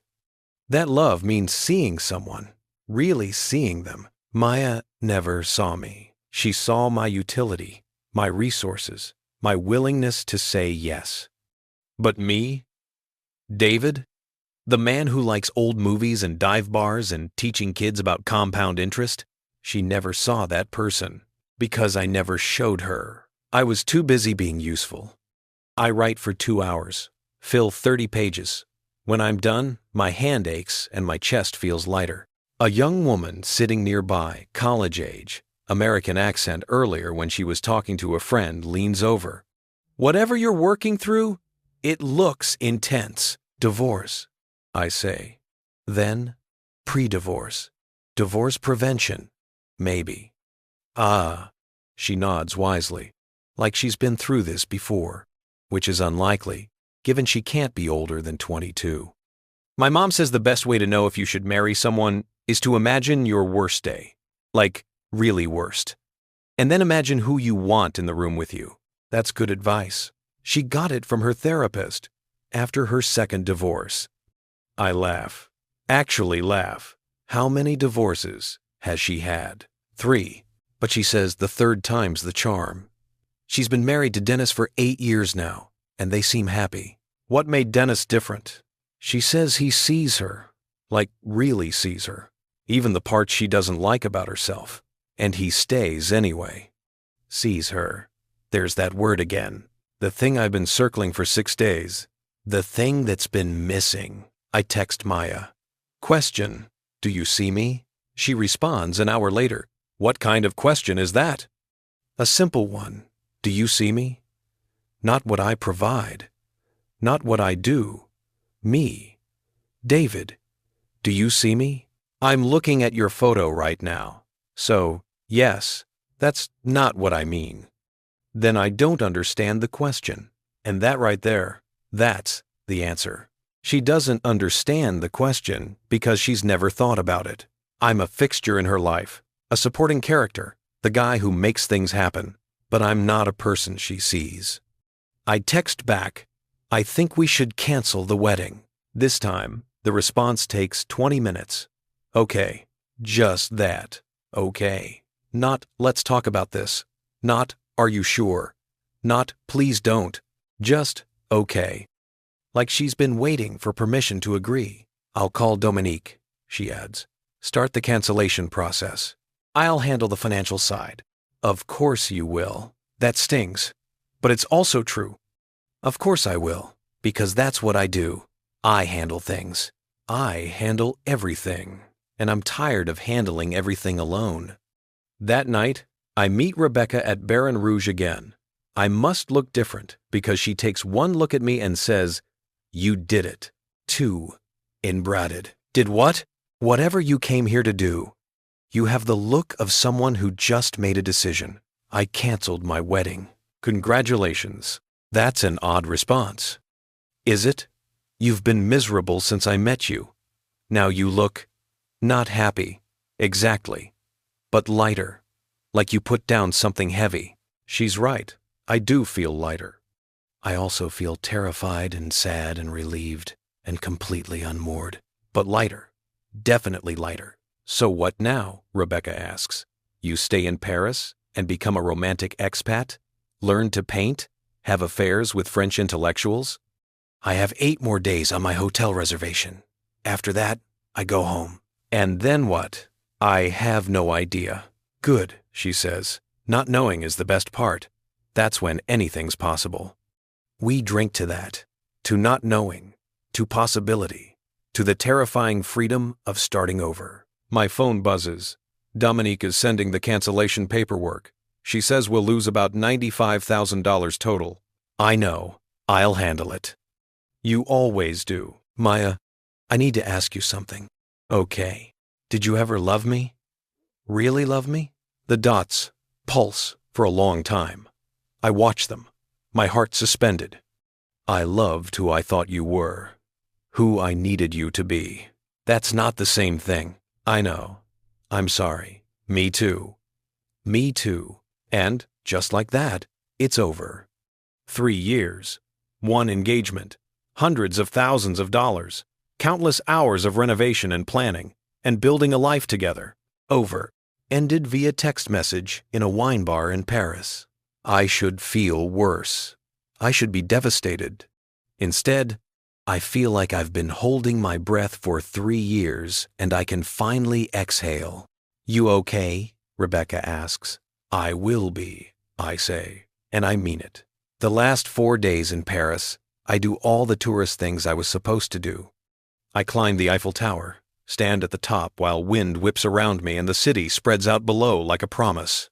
All those buildings, all those lives, all those people making choices and mistakes and trying to figure out what comes next. I visit Versailles, walk through halls of mirrors where every reflection shows a slightly different version of myself. I try to figure out which one is real.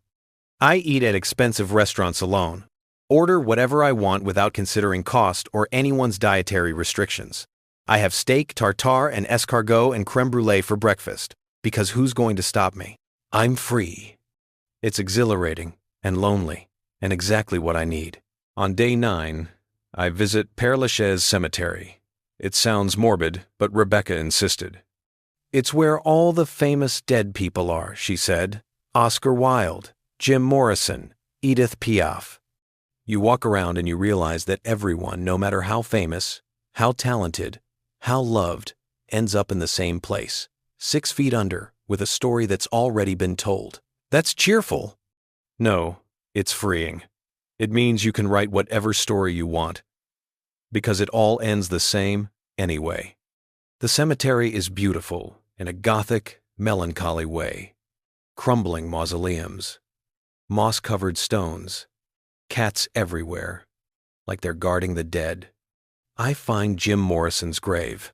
It's covered in graffiti and lipstick kisses and empty wine bottles.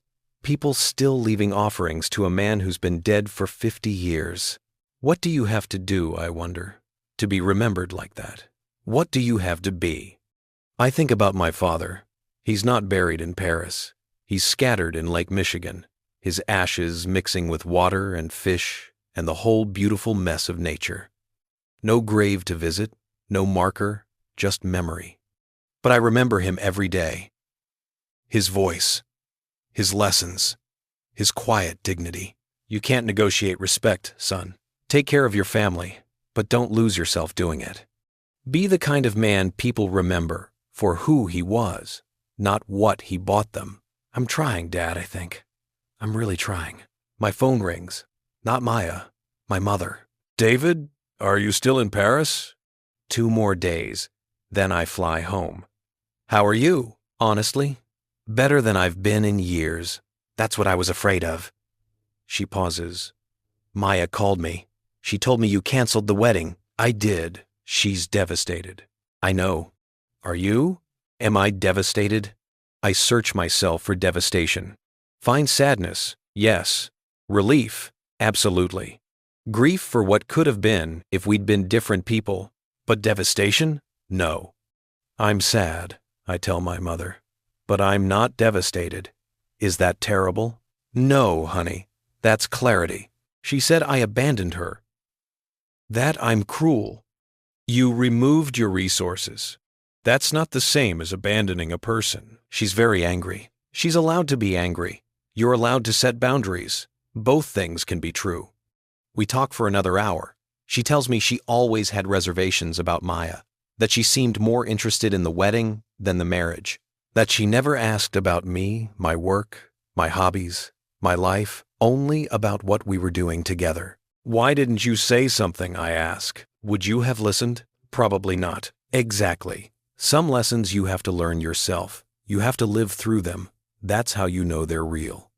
Before we hang up, she says, your father would be proud of you for knowing your worth, for walking away when staying would have been easier. I hope so. I know so. Come home safe, David. And when you get back, you're coming to dinner. Real dinner. Not the fancy stuff Maya liked. Just pot roast and potatoes and telling your mother everything. I promise I will. My last night in Paris, I go to Baron Rouge one final time.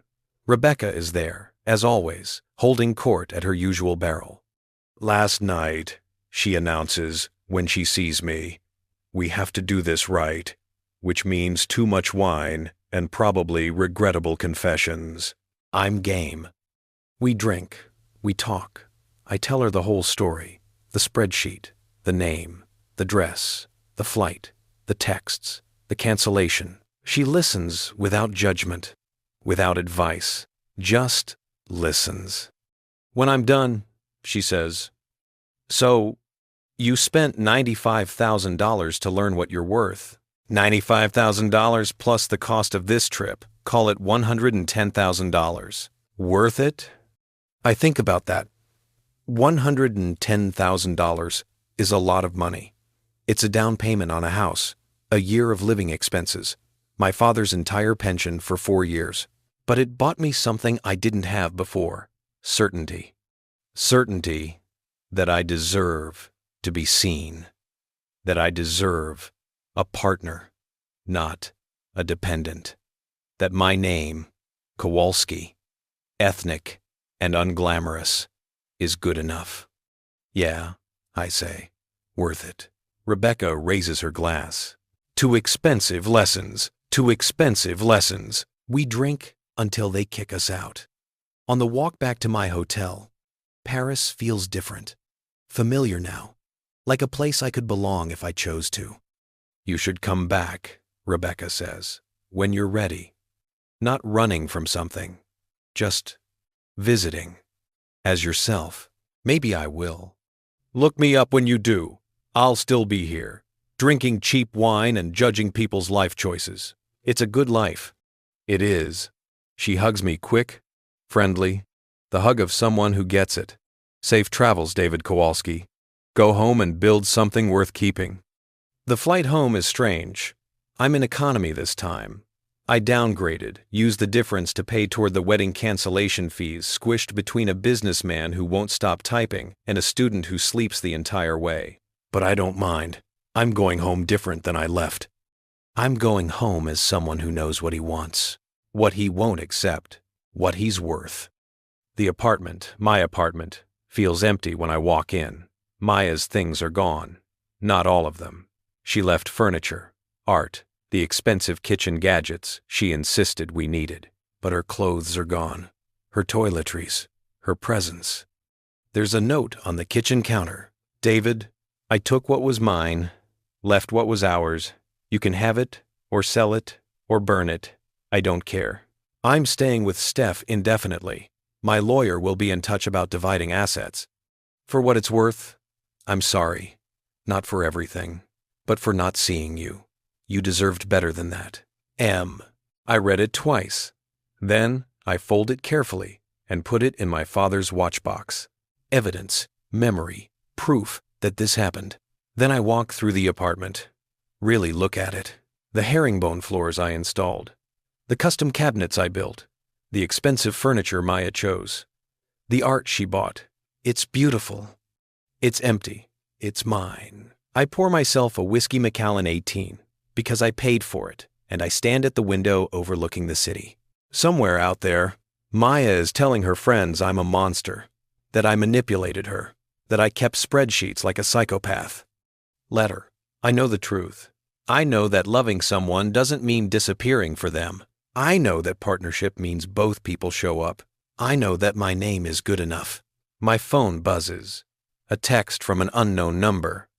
David Kowalski? This is Jennifer Chen, Maya's attorney. We should talk about asset division. Are you represented? I stare at the text. Jennifer Chen, Maya's married name. The one she kept, the one that sounded better. I almost laugh. Instead, I text back. I'll have my attorney contact you. David Kowalski, CFP. I know how this works.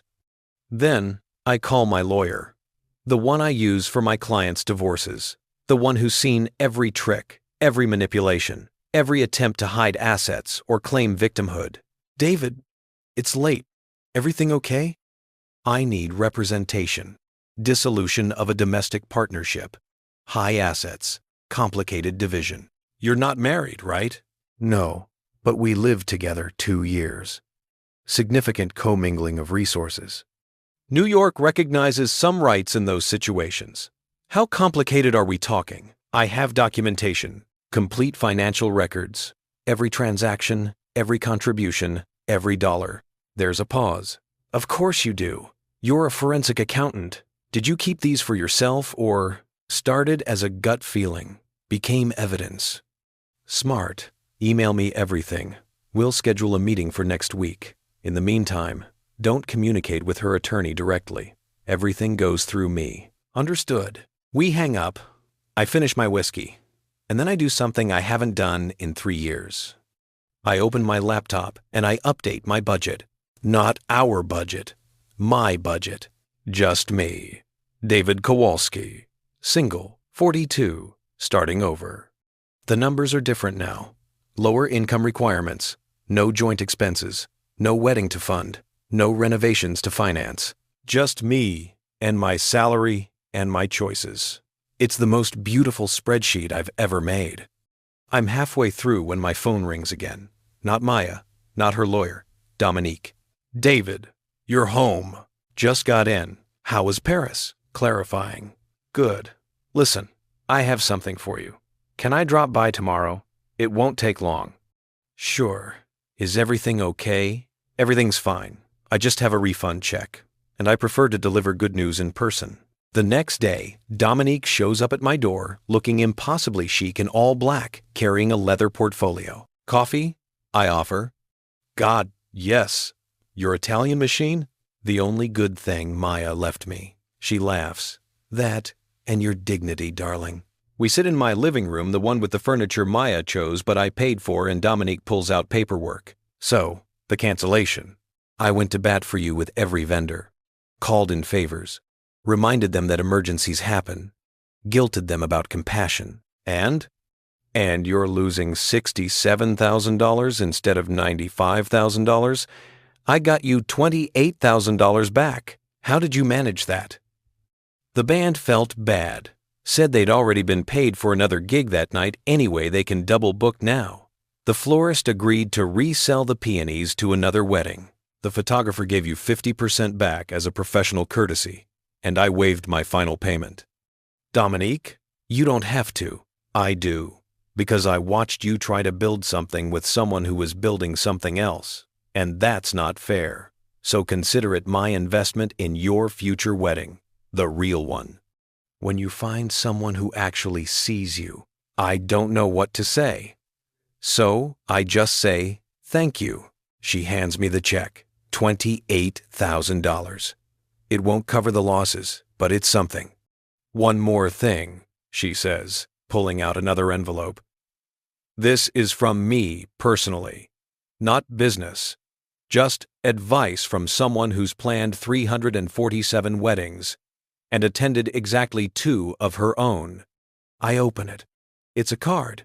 Inside, in her precise handwriting, David, marriage is not a wedding. The wedding is 4 hours. The marriage is 40 years. Never confuse someone's love of weddings with their capacity for marriage. Never confuse someone's appreciation of your resources with their appreciation of you. You did the right thing. It hurt. It cost you. But you did it. And when you meet the right person, and you will, they won't make you track anything, because they'll already be keeping track of you. D. I fold the card carefully, put it in the watch box with Maya's note. Evidence of different truths. After Dominique leaves, I spend the rest of the day doing something I haven't done in years. Nothing. I don't work, don't plan, don't optimize, or schedule, or track. I just exist. I order pizza from the place Maya hated because it was too greasy. I watch Local Hero, my favorite movie, the one Maya said was boring. I fall asleep on the couch at 8 p.m. like an old man, and I don't apologize to anyone. And when I wake up the next morning, sun streaming through windows I paid for, in an apartment that's mine again, I feel something I haven't felt in 3 years. Peace. 3 weeks after Paris, I'm sitting in my attorney's office with a stack of documents that would make the IRS weep with joy. You really documented everything, Jennifer Marks says. She's 50-ish, sharp-featured, with reading glasses that hang on a chain like a weapon she might deploy at any moment. Every receipt, every bank transfer, every Venmo payment for shared groceries. I'm thorough. You're a forensic accountant's wet dream. She flips through another page. Do you have the actual receipts for the bathroom renovation? Because this says $47,000, and I want to see. I pull out a binder. Tab 7. Every invoice, every payment, every change order, when Maya decided the original tile wasn't organic enough. Jennifer stares at the binder, then at me. Have you ever considered that you might have a problem with organization? With being so good at this that it's slightly terrifying. Here's Amplays. I shrug. I do this for a living. Documenting financial patterns, finding hidden assets, building cases. Except this time, you built a case against your own relationship. She's not wrong. We spend 2 hours going through everything. The apartment purchased by me before Maya, titled solely in my name. The renovations, $127,000 in improvements, all funded by me, all documented. The furniture, $64,000 in purchases over 2 years. My credit cards, my decisions, overruled by Maya's aesthetic vision. Here's the thing, Jennifer says, removing her glasses. New York doesn't recognize common law marriage. You weren't married. You lived together. From a legal standpoint, she has very limited claim to your property. What about unjust enrichment? I've seen cases where a partner claims they were promised marriage and made financial decisions based on that promise. Yes, but you have documented proof that you paid for everything voluntarily. No coercion, no fraud. Just generosity. Stupid generosity. Not stupid, human. You loved someone, you provided for them. That's not a crime. What is it then? This is a 10. Jennifer puts her glasses back on, looks at me with something that might be pity. It's expensive education, $247,000 in tuition to learn that love without reciprocity is just charity. The number sits between us, $247,000. 2 years of my life, priced out in marble countertops and organic tile and peonies from Oregon. Her attorney is claiming emotional distress, Jennifer continues, says you blindsided her, humiliated her, that the spreadsheet was psychological abuse. As one, the spreadsheet was evidence. Evidence she didn't ask for. Evidence that made her look bad. Evidence that David, can I be frank, please? Evidence that proved she was using you. And nobody likes being proven wrong with data. So what's her play? She wants $50,000 to walk away quietly. Emotional damages. Lost wedding deposits she claims you promised to cover. Compensation for 2 years of supporting your career by being your partner. I laugh. Actually, laugh. Supporting my career? She has a law degree. She makes $180,000 a year. How exactly did she support my career? By being there. By being your partner. By Jennifer checks the email from Maya's attorney. And I quote, providing emotional labor, social capital, and domestic partnership that allowed Mr. Kowalski to focus on his professional advancement. Emotional labor. Domestic partnership. She redecorated my apartment and went to company dinners twice. That's not emotional labor. That's interior design and free food. Jennifer smiles. It's not a kind smile. It's the smile of someone who's about to enjoy their job. Then let's respond with our own accounting. You documented everything. Let's show them exactly what her emotional labor cost you. We draft a response that's essentially a masterclass in financial brutality. Every dollar I spent, every renovation I funded, every dinner, every trip, every spontaneous purchase that Maya wanted and I provided. We itemize it. We categorize it. We present it with the cold precision of an autopsy report. Total investment, $247,000. Maya's contribution, $38,000. Net difference, $209,000. Then we add a section Jennifer calls Opportunity Cost Analysis. That's of Remorned is not of the crasted and writes at by the ald. You're a financial consultant, she explains. If you'd invested that $209,000 difference in a standard index fund, instead of spending it on Maya's lifestyle, what would it be worth now? We run the numbers. Assuming 8% annual return over 2 years, compounded monthly, $245,834. I would have gained $36,834 by investing that money instead of spending it on someone who didn't even want my name. We include this, Jennifer says.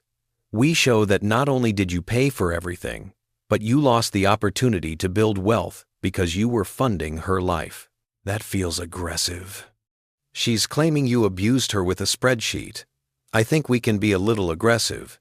The response goes out that afternoon. I don't see it. Jennifer handles the communication, but she tells me it's comprehensive. 2 hours later, my phone explodes. Are you fucking kidding me with this? You calculated opportunity cost? You're treating our relationship like a failed investment?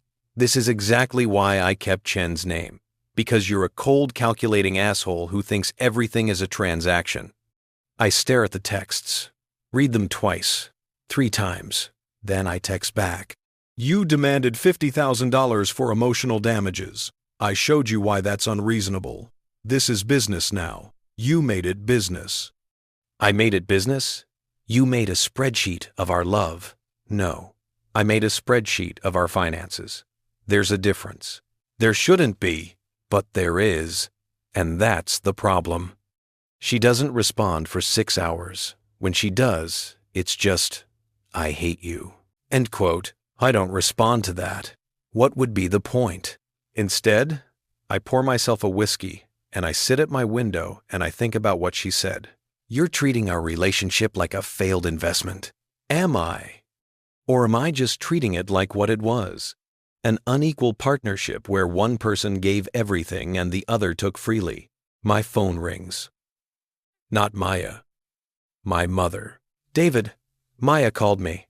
She's very upset. I know. She says you're being cruel, that you're trying to humiliate her. I'm defending myself. With spreadsheets. With evidence, Mom. She hired a lawyer. Demanded money. This isn't personal anymore. It's legal. Everything between 2 people who loved each other is personal. Did we love each other? I'm starting to wonder. There's a long pause. David, answer honestly. Do you feel good about this? About the way you're handling this? Do I feel good? I feel justified. I feel vindicated. I feel like I'm finally standing up for myself after 2 years of being a doormat with a checkbook. But good? I feel right, I say finally. Not good, but right. Those aren't the same thing. I know. Your father used to say, being right is cold comfort when you're alone. Dad also said not to let people take advantage of you. He said that too. But he also said, David, he also said that winning isn't the same as being happy. After we hang up, I sit with that. Winning isn't the same as being happy. I'm winning. My attorney is confident. My documentation is airtight. Maya's claim for $50,000 is going to get laughed out of any courtroom. But am I happy? I look around the apartment. My apartment, empty of Maya's presence but full of her choices. The couch she picked, the art she bought with my money, the marble counters that cost more than a car. I'm alone in a museum of someone else's taste, and I'm calling it winning. The next morning, I do something impulsive. I call a real estate agent. David Kowalski, we met at a charity event last year. You said if I ever wanted to sell, you'd be interested in the listing.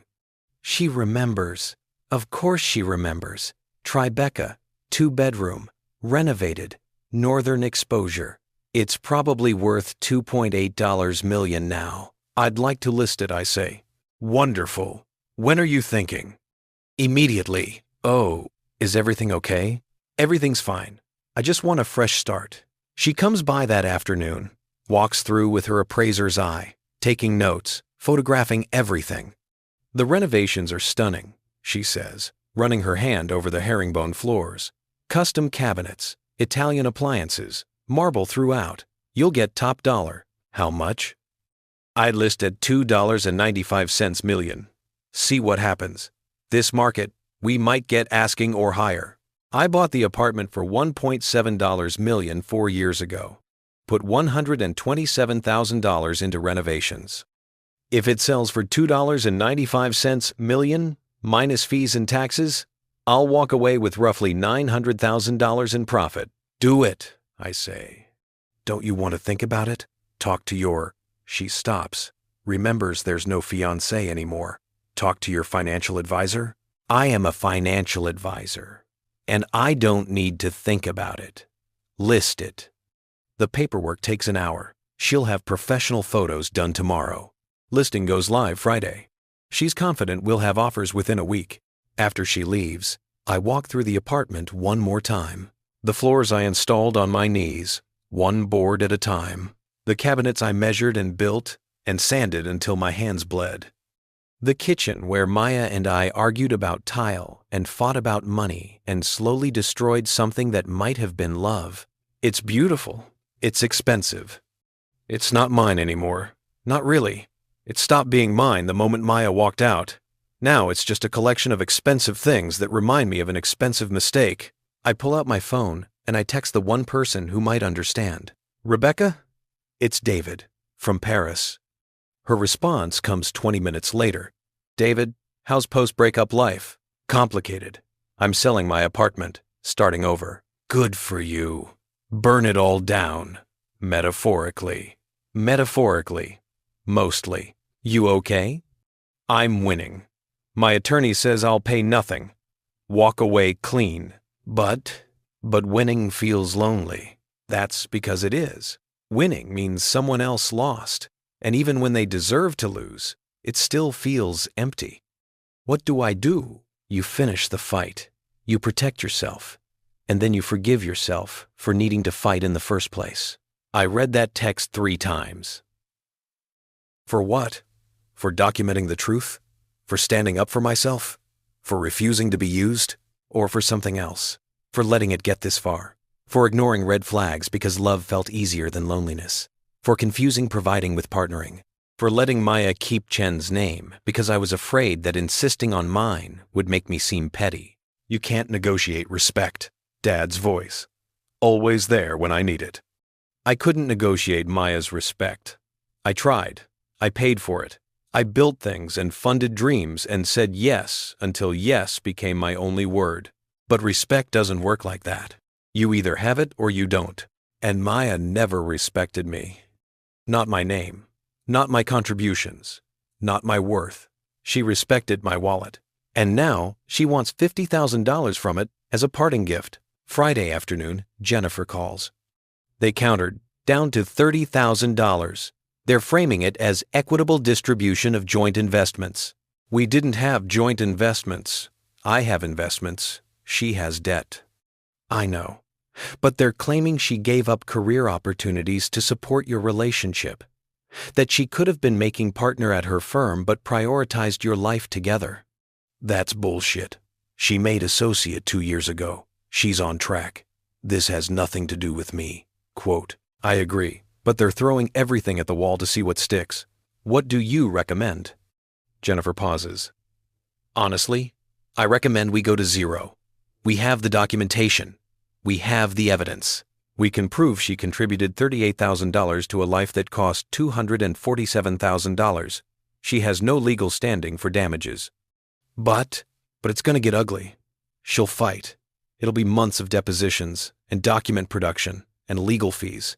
You'll win, but it'll cost you, maybe not money, but time and energy and peace of mind.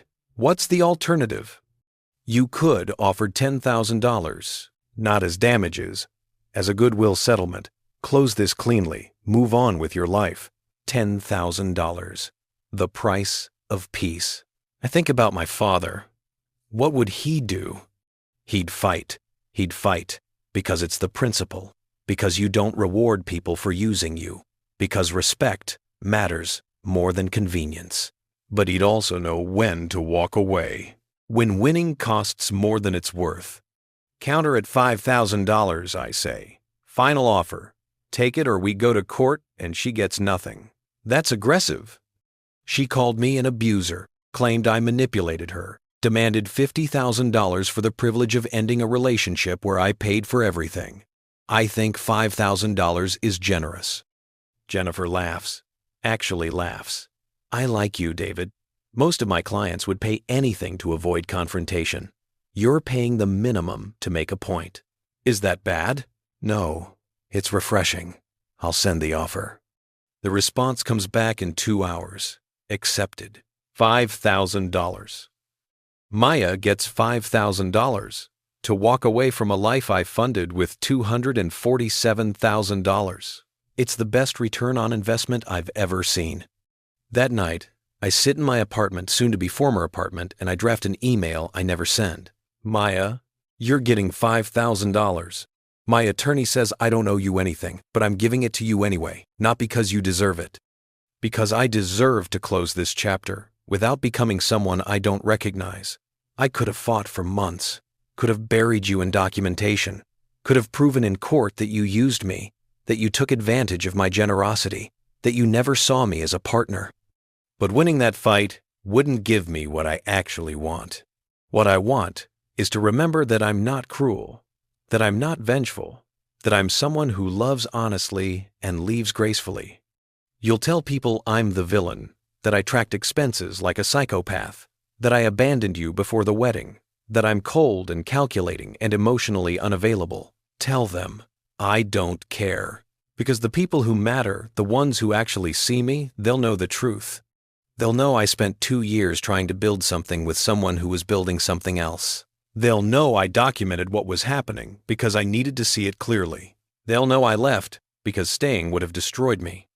You wanted Chen's name because it sounded better, more elegant, more professional. I hope it serves you well. I hope it opens doors and builds careers and gives you everything you wanted. But I also hope you learned something I had to learn. A name only sounds as good as the person wearing it. And you wore Chen's name better than you would have worn mine because you never wanted to be a Kowalski. You wanted to be provided for by one. Good luck, Maya. I mean that. Good luck finding someone who'll fund your dreams without expecting to be seen. Good luck finding someone whose name sounds good enough. Good luck building a life that's as beautiful as the one you built with my money. I hope it makes you happy. I really do. Because that's the difference between us. I wanted you to be happy, even when it cost me. You wanted me to be useful, even when it destroyed me. One of us loved. One of us took. I hope you figure out which one you were. David Kowalski. I read it 3 times. Then I delete it. Because sending it would be proving her point. That I'm cruel. That I'm calculating. That everything with me is a transaction. Instead, I open a new email to my attorney. Jennifer, accept the settlement. Transfer $5,000 to Maya's account. Close the file. I'm done. David. Then I open my banking app. I look at my accounts. The money I saved by not having a wedding. The equity I'll gain from selling the apartment. The future I'm buying back. One canceled deposit at a time. I transfer $100,000 to a new savings account. I label it Second Chances. Because that's what this is. A second chance to build a life that's mine. A second chance to find someone who wants my name, not my wallet. A second chance to be David Kowalski, not David the dependable ATM. My phone buzzes. I got the settlement offer. $5,000. Yes. That's it? That's all I'm worth to you? I stare at that text. The audacity of it. The absolute nerve. I type and delete 3 responses. Finally settle on, you're worth exactly what you contributed. The math doesn't lie. Fuck your math. Fuck your spreadsheets. Fuck you, David. Accepted. Sign the papers. We're done. And we are. 3 years. 1 engagement. $247,000 in expenses. $5,000 in settlement. Done. I pour myself the last of the Macallan, the bottle Maya bought me for Christmas, and I raise it to the window. To expensive lessons. I say to my reflection, to winning fights I didn't want. To being right, even when it feels empty. I drink. It burns. And then I call my real estate agent. The listing goes live tomorrow, right? First thing in the morning. Good. I want to be out in 30 days. Where will you go? I don't know. And, for the first time in 3 years, that doesn't scare me. Somewhere new, I say. Somewhere that's mine. Fresh start, the freshest. After we hang up, I walk through the apartment one last time. Not saying goodbye, just witnessing. This is where I learned what love looks like when it's one-sided. This is where I built beautiful things for someone who never said thank you. This is where I lost myself, trying to be enough for someone who would never think I was. But this is also where I found my way back, where I learned to document, to trust data over feelings, to know my worth in dollars and cents. Where I learned that walking away isn't quitting. It's refusing to audition for a role I'll never get. I turn off the lights, lock the door, walk out of the building without looking back. Tomorrow, the listing goes live. Tomorrow, this chapter closes. Tomorrow, I start building something new, something that's mine, something that doesn't require a spreadsheet to prove its value, something that looks exactly like freedom. The apartment listing goes live at 9 a.m. on a Tuesday. By noon, I have 6 showing requests. By 5 p.m., there are 3 offers. By Thursday, we're in a bidding war between a tech executive, a divorce attorney, the irony is not lost on me, and a young couple who apparently just sold their startup for an obscene amount of money. They're offering $3.1 million, my agent says, practically vibrating with excitement. Cash, no contingencies, 30-day close. I'm sitting in my office, supposed to be working on a client's asset protection strategy, but instead, I'm watching my former life get auctioned off to the highest bidder, $3.1 million. I bought it for $1.7 million, put in $127,000. Maya redecorated with another $64,000 of my money. Total investment, $1,891,000. Selling for $3,100,000. Net profit after fees, roughly $1,050,000. A 55% return in 4 years. Not bad for a museum of mistakes. Take it, I tell my agent. Cash is king. You don't want to counter? We might get $3.2 million if we take it. I want this done. 20 minutes later, it's official. Accepted offer. 30-day escrow. By the end of next month, I'll walk away with a 7-figure check and zero connection to the life I built with Maya. I should feel triumphant. Instead, I feel untethered. Like I'm floating in space with $1 million and no idea where to land. That night, I start apartment hunting. Not in Tribeca, not anywhere Maya and I ever talked about living. I look in Brooklyn, In neighborhoods with actual grocery stores and dive bars and pizza places that don't require reservations.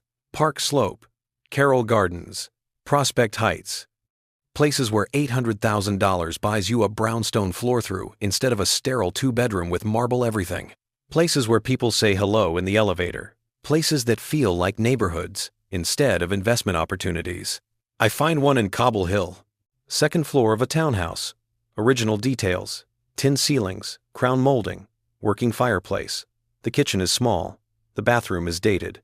The floors are scuffed hardwood that's seen decades of life. It's perfect. It's the opposite of everything Maya wanted, which makes it exactly what I need. I'll take it. I tell the seller's agent after a 10-minute showing. Don't you want to think about it? See other options? I've seen enough options. I want this one. It needs work. The kitchen is original to 1,920. The bathroom, I know. I'll renovate. But this time, I'm renovating for me. The offer goes in. That night, asking price. No negotiation. I want this done. While I wait for the paperwork to process, I do something I haven't done in years. I go out. Not to the kind of places Maya liked, the wine bars in Soho, the speakeasies with password entrances, the rooftop lounges where cocktails cost $25 and come with edible flowers.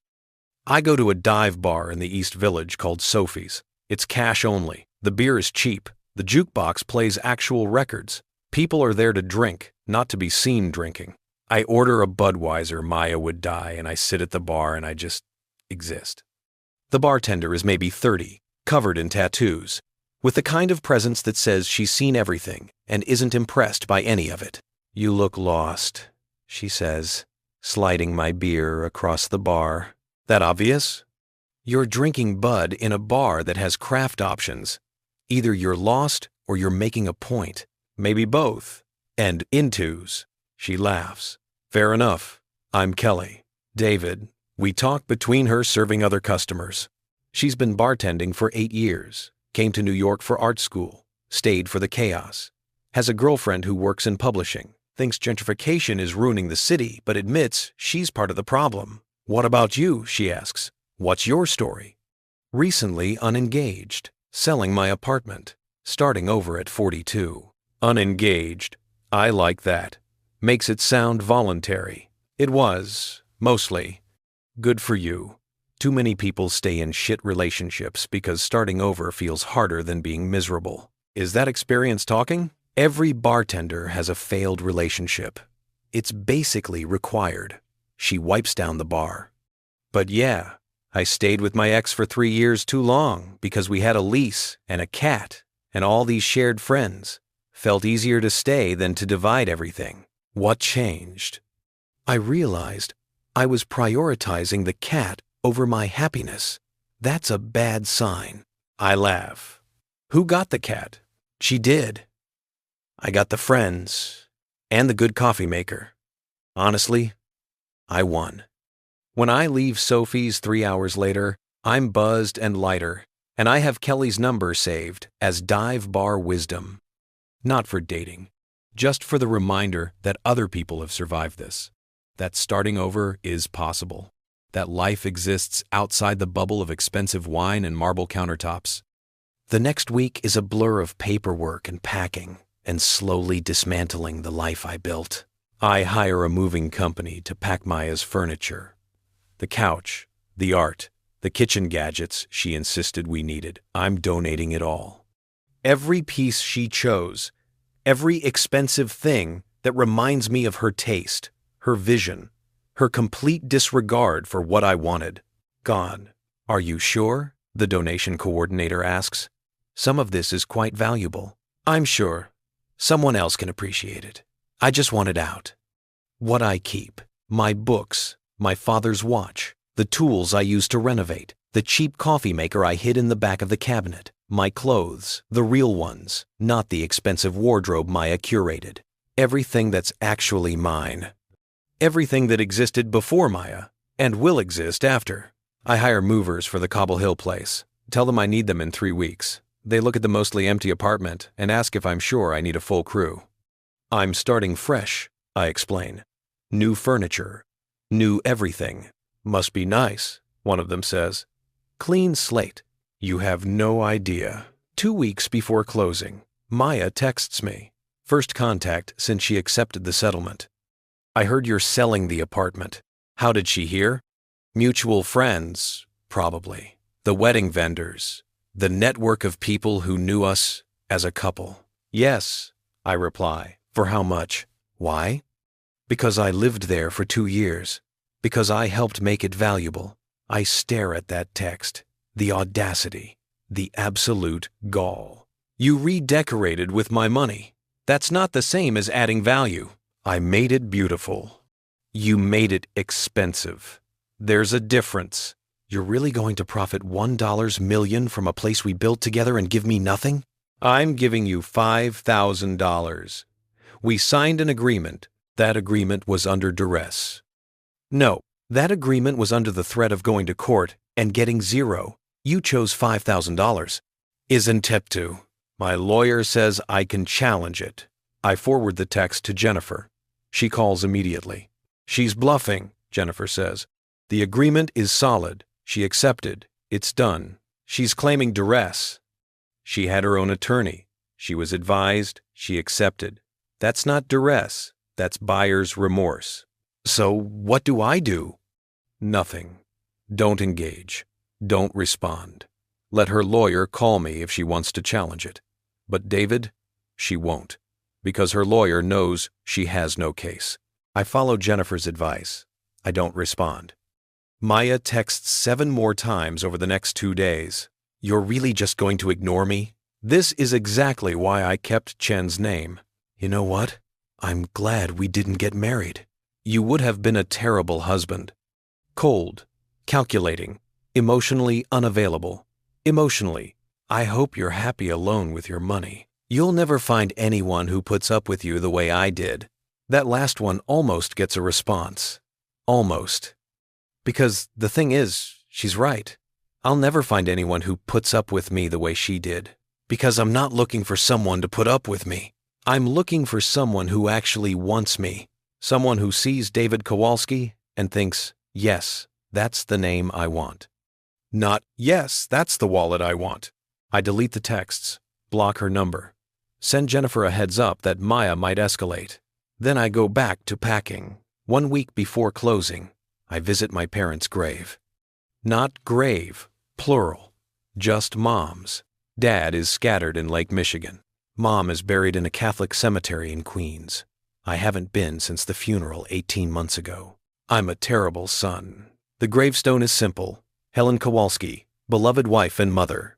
I bring flowers, daisies, her favorite, cheap and cheerful from a bodega. Hi, Mom, I say, feeling ridiculous, but doing it anyway. Sorry, it's been a while. I sit on the grass, tell her about Paris, about Maya, about the apartment sale and the fresh start and the feeling that I'm doing the right thing even though it's terrifying. You were right about her, I say. About Maya. She wasn't soft with me. She wasn't kind. I just wanted her to be so badly that I ignored what was actually there. The wind picks up, leaves scatter across the cemetery. Dad would tell me I did good, right? Standing up for myself, not letting her take advantage. No response. Obviously. I'm talking to a headstone, but I can hear his voice anyway. You did good, son. You knew your worth. That's all a man can do. I stay for an hour. Tell her about the Cobble Hill apartment. About my plans to renovate it myself slowly this time. For me, not for someone else's vision. About maybe getting a dog. About learning to cook something other than grilled cheese. About trying to figure out who David Kowalski is when he's not performing the role of provider. Before I leave, I put my hand on the headstone. I miss you guys, both of you, but I think I'm going to be okay. Closing day arrives with the bureaucratic fanfare of all real estate transactions. A conference room, multiple attorneys, and enough paperwork to deforest a small country. The buyers, the startup couple, are young, maybe 30, radiating tech money and aggressive optimization. They've already hired contractors, already planned their renovations, already picked out furniture. They remind me of Maya and me 3 years ago. I almost warn them, almost say, make sure you're building something together, not one person funding another person's vision. But I don't. They're not my problem.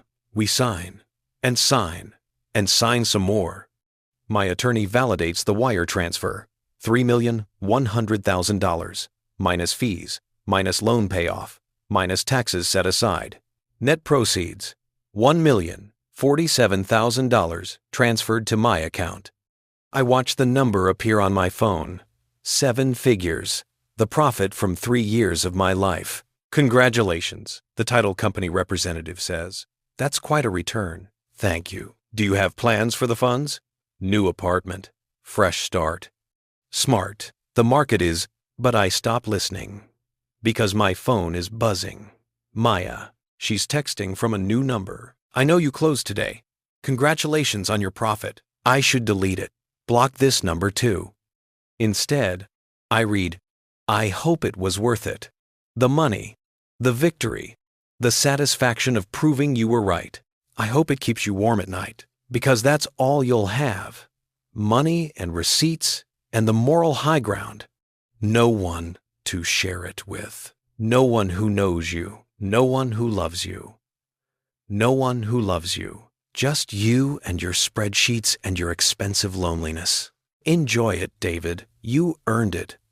I close my phone, put it in my pocket, sign the last document, shake hands with the buyers, walk out of the building with $1,047,000 and Maya's curse ringing in my ears.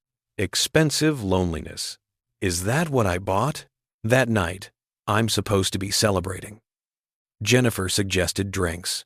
My real estate agent offered to take me to dinner. My mother wanted me to come to Queens for pot roast. Instead, I go to Sophie's. Kelly's behind the bar. She sees me and pours a Budweiser without asking. You look like you closed on something. Sold my apartment today. The fancy Tribeca one? That's the one. How much? $3.1 million. She whistles. That's real money. It is. So why do you look like you lost something?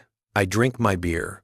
Consider the question. My ex texted me, said I'll be alone with my money and my moral high ground, that no one will love me. Ouch! She sounds delightful. She's hurt. I get it. Hurt people say hurtful things. Doesn't make them true. Kelly wipes down the bar. Are you alone? Right now? Yes. Are you lonely? Am I lonely? I'm sitting in a dive bar drinking cheap beer while my bank account grows by 7 figures. I have no one to call with the good news. No one who'd celebrate with me. No one who knows that today was both a victory and a funeral. Yeah, I admit, I'm lonely. Good. Good. Lonely means you're ready to connect with someone real. Not just convenient, not just available. Someone who actually matters. How do you know when someone matters? Kelly thinks about it. When you'd rather tell them the truth than protect their feelings. When you'd rather be yourself than be liked. When you'd rather be alone than be with them if they don't see you. I drink to that. Your ex, Kelly says. Did she see you? No. Then you're better off alone. Even if alone is expensive? Especially then. Because the most expensive thing you can do is spend your life with someone who makes you feel worthless. I stay until closing. Help Kelly stack chairs. Walk home through Brooklyn streets that are starting to feel familiar. Tomorrow, I close on the Cobble Hill apartment. Tomorrow, I start building something new. But tonight, I sit with the loneliness. The expensive, hard-won, absolutely necessary loneliness. And I text Rebecca in Paris. You were right. Winning feels empty. Her response comes an hour later. But necessary. You can't build on a broken foundation. You had to tear it all down first. When does the building start? When you're ready, and not a moment before. I fall asleep on my temporary air mattress. I donated the bed, Maya's choice, in my almost empty apartment. Tomorrow, new keys, new space, new life. Tonight, just me and $1,047,000, and the ghost of a woman who thought my name wasn't good enough. But here's what I know now. what Paris taught me, what the spreadsheets proved. My name is enough. Kowalski, ethnic, unglamorous, immigrant, working class, mine, and anyone who doesn't think it's good enough doesn't deserve to wear it. That's not loneliness talking. That's clarity. And clarity, I'm learning, is worth every penny. The Cobble Hill apartment is mine on a Friday. I pick up the keys from the seller's attorney, a woman in her 70s who tells me she's lived in the building for 40 years and is only selling because her kids want her closer to them in Florida. "You'll love it," she says, pressing the keys into my hand like a benediction. "It's a good building, good bones, good people, good bones. That's what I need. Something solid to build on." I walk through the empty apartment alone. No real estate agent. No helpful suggestions about what goes where. Just me and my footsteps, echoing on hardwood floors that have held generations of lives. The fireplace has tiles around it original, probably, with Art Nouveau flowers glazed into ceramic. Someone chose those tiles 100 years ago. Someone lived here through the Depression, through wars, through their own private victories and defeats. I'm just the latest person to call this space home. It feels right in a way Tribeca never did. I pull out my phone and I take a photo. Send it to my mom. "New place. Moving in tomorrow." Her response, "It looks like a home, not a showroom." "I'm proud of you, David." "Thanks, Mom. Your father would love this. He always said fancy isn't the same as happy." He was right. He usually was. Pot roast Sunday? I want to hear everything. I'll be there. I sit on the floor in what will be my living room. The afternoon light comes through the windows at an angle, catching dust motes like snow. My phone buzzes. Not Maya, I blocked her. Not work, it's Friday evening. It's Jennifer, my attorney. "Congratulations on closing. Quick for your information. Maya's attorney called. They're officially dropping any claims. You're clear." "Really?" "Really. I think reality set in. They had no case. She got $5,000 and a lesson in documentation. You got your freedom." Is the sturdy visit. "Thanks for everything, Jennifer." "My pleasure. You were the most prepared client I've ever had. If you ever need anything else, hopefully not, you know where to find me." I pocket the phone and I let myself feel it. It's really over. No more legal threats. No more demands. No more Maya claiming I owe her for the privilege of ending a relationship where I gave everything. Just over. I should feel victorious. Instead, I feel sad. Not for Maya. For us. For what we could have been if we'd both been different people. If she'd valued partnership over provisions. If I'd valued myself enough to expect it. If we'd built something together instead of me building something for her. But we didn't. And now, it's over. And I'm sitting in an empty apartment with $1 million in the bank and absolutely no idea what to do next. So I do what I always do when I don't know what to do. I make a plan. Saturday morning, I meet with a contractor. His name is Miguel. He was recommended by the seller. Apparently, he's done work throughout the building, knows the quirks, understands old construction. He's maybe 50, with the hands of someone who actually works with them. He walks through the apartment slowly, touching walls, checking windows, making notes. "You want to gut it?" he asks. "No. I want to honor it. Update what needs updating, but keep the character." He smiles. Good answer. Too many people buy these places and rip out everything that made them special. Then they wonder why it feels like every other apartment. We talk for an hour. The kitchen needs work. It's original, 1,920 seconds. Charming, but non-functional. The bathroom needs a complete overhaul. The floors need refinishing. The windows need weather stripping. "How much?" I ask. Miguel does some calculations. $75,000 for everything.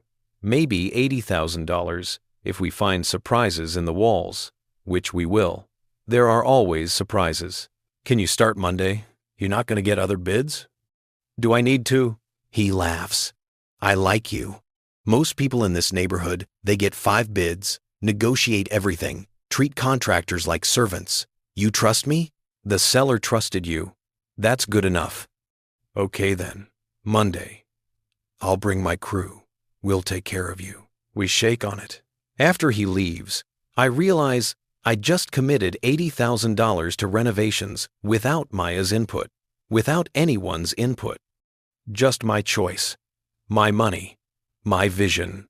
It feels revolutionary. Sunday, I go to my mother's for pot roast. She lives in Astoria, in the same rent-controlled apartment she and my father moved into 40 years ago. 2 bedrooms, linoleum floors, a kitchen the size of a closet where she somehow produces miracles.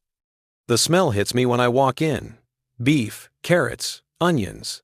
That specific combination of comfort and memory. David! She hugs me tight. She's gotten smaller, I think. Or I've gotten bigger. Either way, she barely reaches my shoulder. Hi, Mom. Come, sit, tell me everything. I want to hear about the apartment, about Paris, about that girl, Maya, about Maya, and why she wasn't good enough for my son. We eat at her small table, the one my father refinished when I was 10. The pot roast is perfect. Everything my mother makes is perfect. I tell her everything. The spreadsheet, the name, the flight to Paris, the settlement, the apartment sale, the fresh start. She listens without interrupting, just nods and serves more food and lets me talk. When I'm done, she says, "You know what your father did when we were first married?" What? He kept a notebook, wrote down everything I said I liked. Colors, foods, books, music, stupid things. I mentioned once that I liked yellow roses. For 20 years, every anniversary, yellow roses. I mentioned I wanted to visit Ireland. We never had money for it, but when he died, in his desk, I found a savings account, $14,000, labeled Helen's Ireland trip. My throat tightens. I didn't know that. He never told me. He was saving, planning to surprise me for our 40th anniversary. She wipes her eyes. My point is, that's what love looks like. Paying attention, planning, caring about someone's dreams, even when they're not your dreams. Maya never asked about my dreams. I know, honey. That's why you're here, instead of married to her. We clean up together. She washes, I dry. The rhythm is familiar from childhood. What are your dreams, David? She asks. Now that you're free to have them. I think about it. Really think.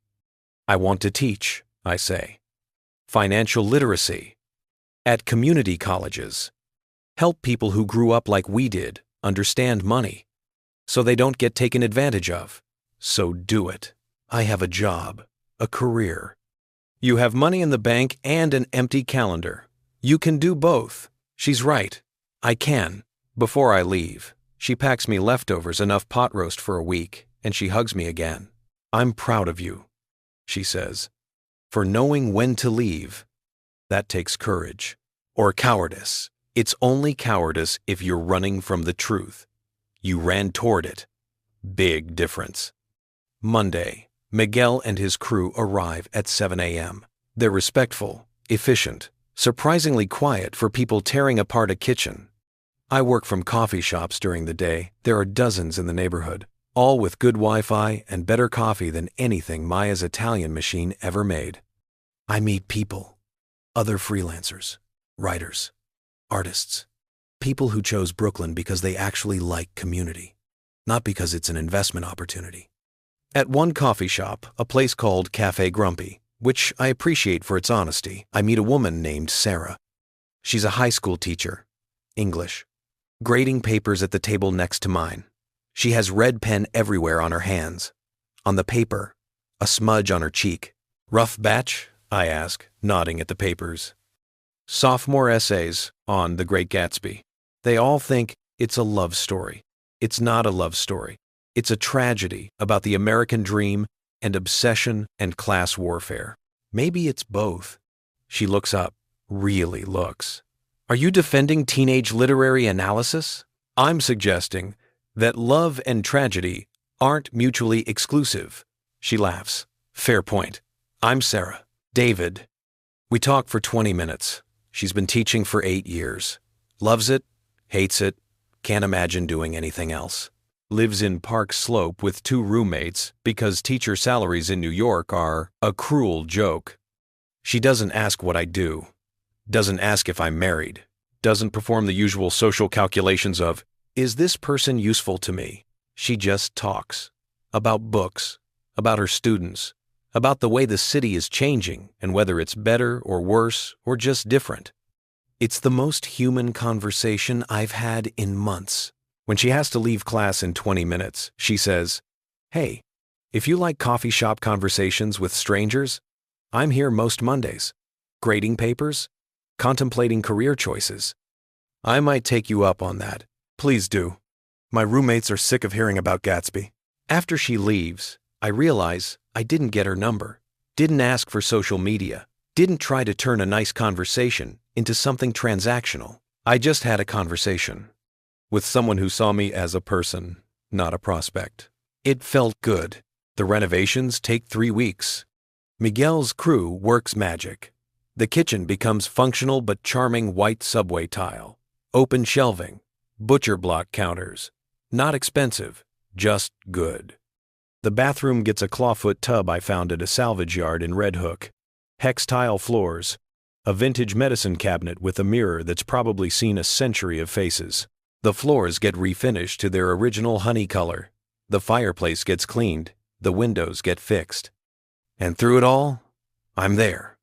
Not watching, helping. I learn to tile, to grout, to install a toilet without flooding the bathroom on the second try. Miguel teaches me, patiently, like I'm worth teaching. "You're good at this," he says one afternoon while we're grouting the bathroom floor. "I like working with my hands." End quote. You should do more of it. You have the touch. Not everyone does. I renovated my last place. Did all the work. For you or for someone else? I pause, mid-grout. Someone else. And this time? This time it's mine. He nods. You can tell. When someone's building for themselves, it's different. There's love in it. Not perfection. Love. That night, I sit in my almost finished apartment furniture, arriving tomorrow, utilities connected, life ready to begin, and I think about Miguel's words. Love, not perfection. Maya wanted perfection. Wanted everything just so. Wanted the kind of apartment that looks good in photos. I want love. Want a space that feels good to live in. Want imperfect hex tiles and scuffed hardwood and windows that stick a little. Want human. My phone buzzes. Sarah, the teacher from the coffee shop. Wait, I didn't give her my number either. But the text is from a number I don't recognize. David, it's Sarah from Cafe Grumpy. I asked the barista if he knew you. He had your number from your coffee subscription. Is this creepy? This might be creepy. I laugh out loud. Not creepy. Resourceful. Good. I wanted to thank you for the Gatsby conversation. My students actually had better essays this week. I told them love and tragedy aren't mutually exclusive, and it broke something open. Happy to help. So, there's a reading at Book Court Wednesday night. Local author. Fiction. Probably terrible wine. Want to come? A reading. At a bookstore. With terrible wine. Maya would hate it. Too lowbrow. Too Brooklyn. Too uncurated. I'd love to. Understand. Great. 7 p.m. I'll save you a seat. I put down my phone, and I smile. A teacher who grades papers in coffee shops. Who asked a barista for my number? Who wants to go to a reading with terrible wine?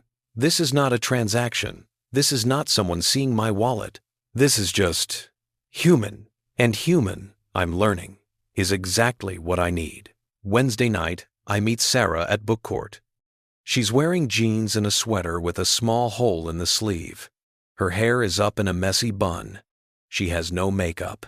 She looks real. You came, she says, like she's genuinely surprised. I said I would. People say a lot of things. We find seats in the back. The author reads from her novel, something about immigrant families in Queens, about loss and memory and the weight of expectations. It's beautiful, raw, nothing like the polished literary fiction Maya used to drag me to where every sentence felt performed. This feels true. During the Q&A, Sarah asks a question about narrative structure. The author lights up. They talk for 5 minutes about point of view and reliability and the way memory distorts truth. I watch Sarah talk, the way her hands move, the way she leans forward when she's interested, the way she listens. She sees people, really sees them. After, we walk to a bar down the street, order the terrible wine the bookstore promised. So, what do you do? Sarah finally asks. We've talked twice, and I just realized I don't know. Financial consultant. I help people with divorce planning, asset protection, forensic accounting. Forensic accounting? Like CSI for money? Exactly like that. As watered down. That's so specific. How'd you get into it? My dad was a cop, then a teacher. He taught me that numbers tell stories, that patterns reveal truth, that documentation beats memory every time. Smart man. He was, died 2 years ago. Heart attack. I'm sorry. And she is. I can tell. It's not performative sympathy. It's real. We talk for 2 hours. About her students, about my work, about our families, about the city and how it changes, and whether we're changing with it or getting left behind. She tells me about her ex, a musician who thought he was the next Bob Dylan but was really just unemployed with a guitar. How she supported him for 3 years before realizing he wasn't chasing a dream, he was avoiding reality. I broke up with him 2 years ago, she says. Best decision I ever made, but also the hardest, because I really believed in him, in us, in the story we were telling ourselves. What changed? I realized I was the only one building. He was just living in what I built, using it, appreciating it even, but not building. I set down my wine. That's exactly what happened with me. Your ex? Maya. I start over. She lived in what I built, financially, physically, emotionally. But she never built with me. Did you tell her? Eventually, with a spreadsheet. Sarah laughs. Of course you did. Forensic accountant. She called it abusive. Was it? I don't think so. But I don't know. Is it abusive to show someone the truth they don't want to see? Sarah thinks about it. No, but it's aggressive. It's confrontational. It's decisive, which is scary for people who benefit from ambiguity. She benefited from a lot, and now I'm in Cobble Hill, renovating, starting over, trying to figure out who I am when I'm not funding someone else's vision. How's that going? Ask me in 6 months. We leave the bar around midnight. Sarah has school in the morning. I have a client meeting at 9. At the subway, she says, "This was really nice. We should do it again." I'd like that. Next week, there's a film series at BAM. French New Wave. Probably pretentious. Definitely subtitles. Maya hated subtitles. Said they ruined the viewing experience.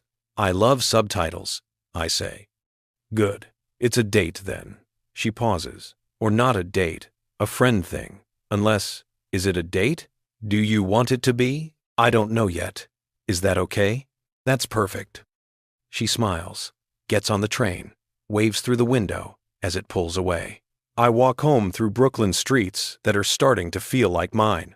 A teacher who doesn't know if she's on a date, who wears sweaters with holes, who asks questions about narrative structure, who thinks my spreadsheet was aggressive but not abusive. This is not Maya. This is not perfect or curated or expensive.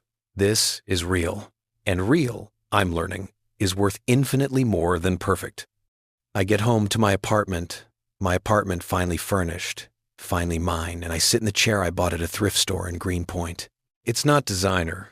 It's not expensive. It's just comfortable. Like this life I'm building, one imperfect choice at a time. And somewhere, in a penthouse in Tribeca, Maya is probably telling someone how I wronged her, how I tracked expenses and fled to Paris and broke her heart with numbers. Let her. I know the truth. The numbers know the truth. And the truth is, I didn't break her heart. I just stopped funding her fantasy. And that freed us both. Even if she doesn't see it yet. My phone buzzes. Home safe. Thanks for tonight. Gatsby was right about one thing. You can't repeat the past, but you can build something better in the present. Is that from the book or from you? From my students, after I stole your line about love and tragedy. Steal away. See you next week. It's definitely a date, by the way, I decided.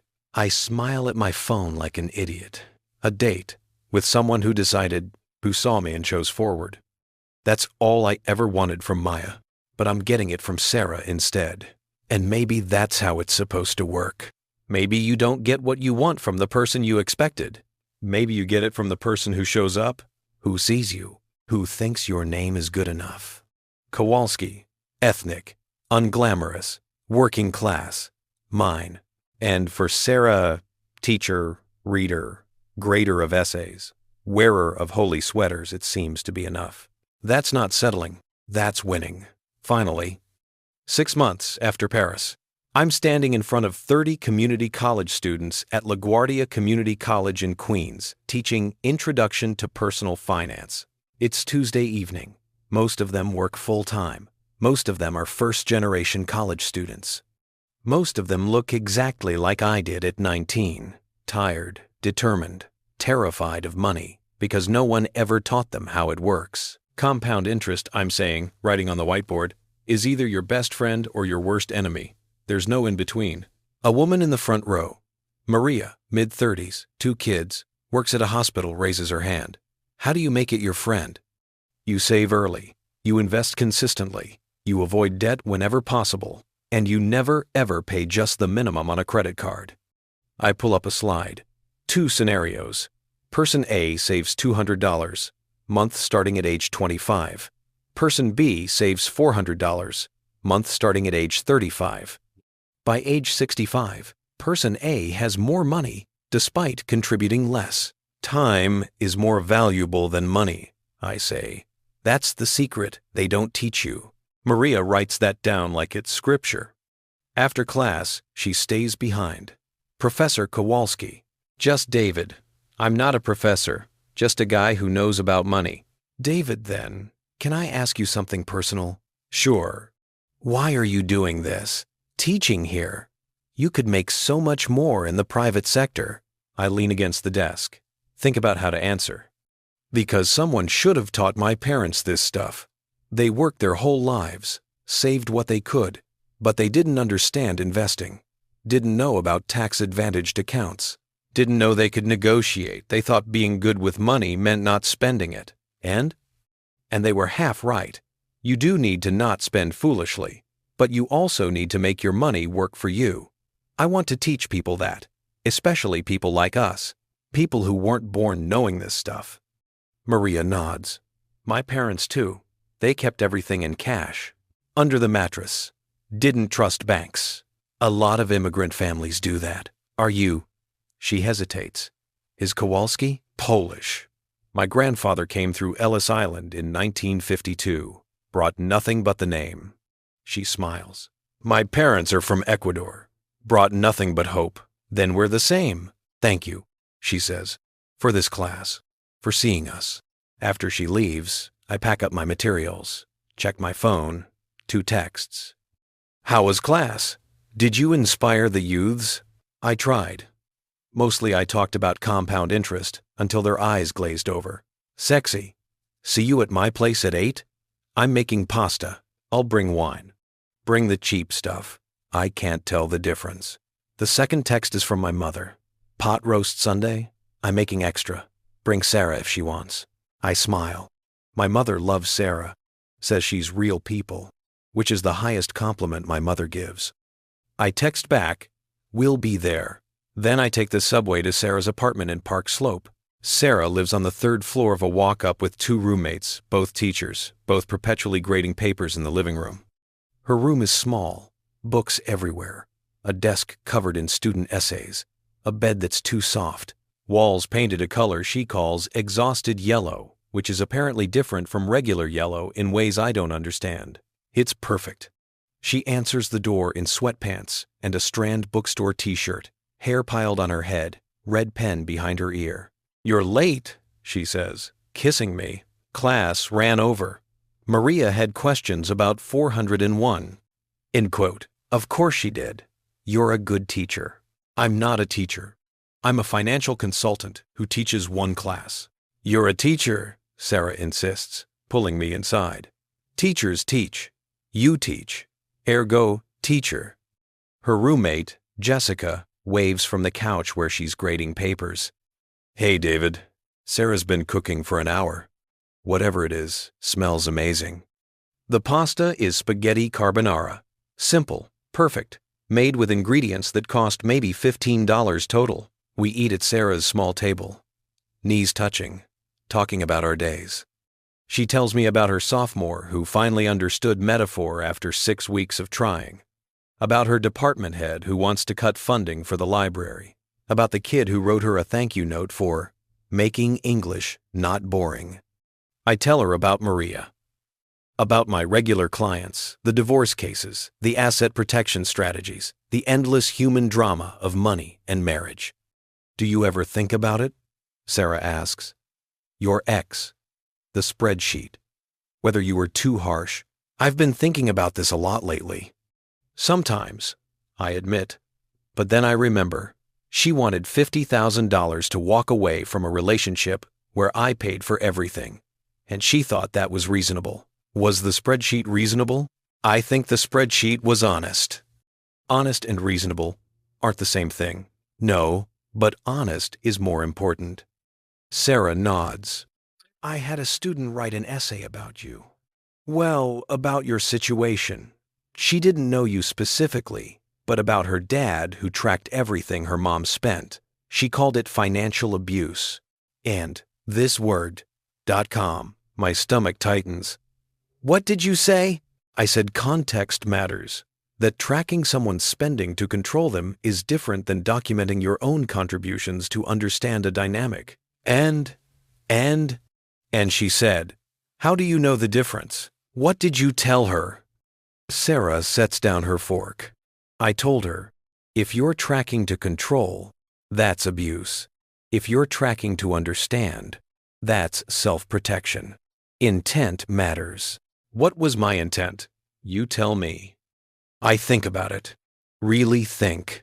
My intent was to see clearly, to stop lying to myself about what was happening, to have evidence of the truth. Then that's your answer. We clean up together, wash dishes side by side. The domesticity of it still surprises me how easy it is, how uncomplicated, how she never comments on the cost of the wine I brought or suggests we upgrade the dish soap. After, we lie on her too-soft bed, reading. She's grading essays. I'm reviewing a client portfolio. Around 11, she sets down her red pen. Can I ask you something? Always. When you think about Maya now, what do you feel? Honestly, relief, sadness, and gratitude. Gratitude? That she showed me who she was, that I paid attention, that I left before I married someone who would have spent our entire marriage making me feel insufficient. Sarah is quiet for a moment. Do I make you feel sufficient? The question catches me off guard. You make me feel seen, I say. That's better than sufficient. Good. She turns back to her essays. Because you're definitely sufficient. Very sufficient. Perhaps even excessively sufficient. I laugh. Excessively sufficient? I'm an English teacher. I have adjectives to spare. Sunday dinner at my mother's has become a ritual. Sarah and I take the subway to Astoria. My mother is waiting with pot roast and opinions. You're too skinny, she tells Sarah immediately. Both of you. Do you eat? We eat, Sarah says. David cooks. He cooks? What does he cook? Eggs mostly. I admit. I'm learning. My mother shakes her head. I'll send you home with containers. You need real food. Over dinner, my mother interrogates Sarah with the gentle persistence of someone who spent 40 years getting confessions out of my father. What are your intentions with my son? Mom, it's fine, Sarah says. My intentions are to continue enjoying his company, engage in spirited debates about financial literacy, and perhaps convince him that teaching full-time is more fulfilling than consulting. My mother looks at me. You're thinking about teaching full-time? Not thinking. Just Sarah thinks I'm good at it. You are good at it, Sarah insists. Your students love you. Maria emails you questions at midnight. That kid, what's his name? Jose. He told me you changed his life. He did? He's in my English class. He mentioned his finance teacher helped him open a Roth IRA. I said, that's amazing. He said, Mr. Kowalski says time is more valuable than money. I'm not wasting mine anymore. Something swells in my chest. Pride, maybe. Or purpose. See, my mother says, you're a teacher, like your father. Dad taught history. With that's wise. Dad taught kids how to think. Same thing. After dinner, Sarah helps with dishes while my mother corners me in the living room. I like her, she says. I'm glad. End quote. She's nothing like Maya. I know. That's good. Maya was. My mother searches for the word. Expensive. Expensive? Everything with her costs something. Not just money. Energy. Peace. You. She cost you. And Sarah? My mother smiles. Sarah is free, not because she doesn't cost anything, but because what she costs is what relationships should cost. Attention, honesty, showing up, the good costs. That night, walking Sarah home through Brooklyn, she asks, do you think about her still? Maya, sometimes, less than I used to. What do you think about? Whether I was the villain in her story, whether the spreadsheet was cruel, whether I should have just talked to her instead of documenting everything. Would she have listened? Would she? I remember conversations we had, me trying to explain that I felt taken for granted, her dismissing it, telling me I was being sensitive, that providing for your partner is what you do. No, I say, she wouldn't have listened. Then the spreadsheet was just making visible what she refused to see. Is that fair? Is letting someone use you fair? We're quiet for a while, walking through streets that are mine now. Ours. I heard from Dominique last week, I say. The wedding planner? She said Maya got engaged to someone named Marcus, a surgeon. Sarah stops walking. How do you feel about that? Relieved, mostly. That she found someone.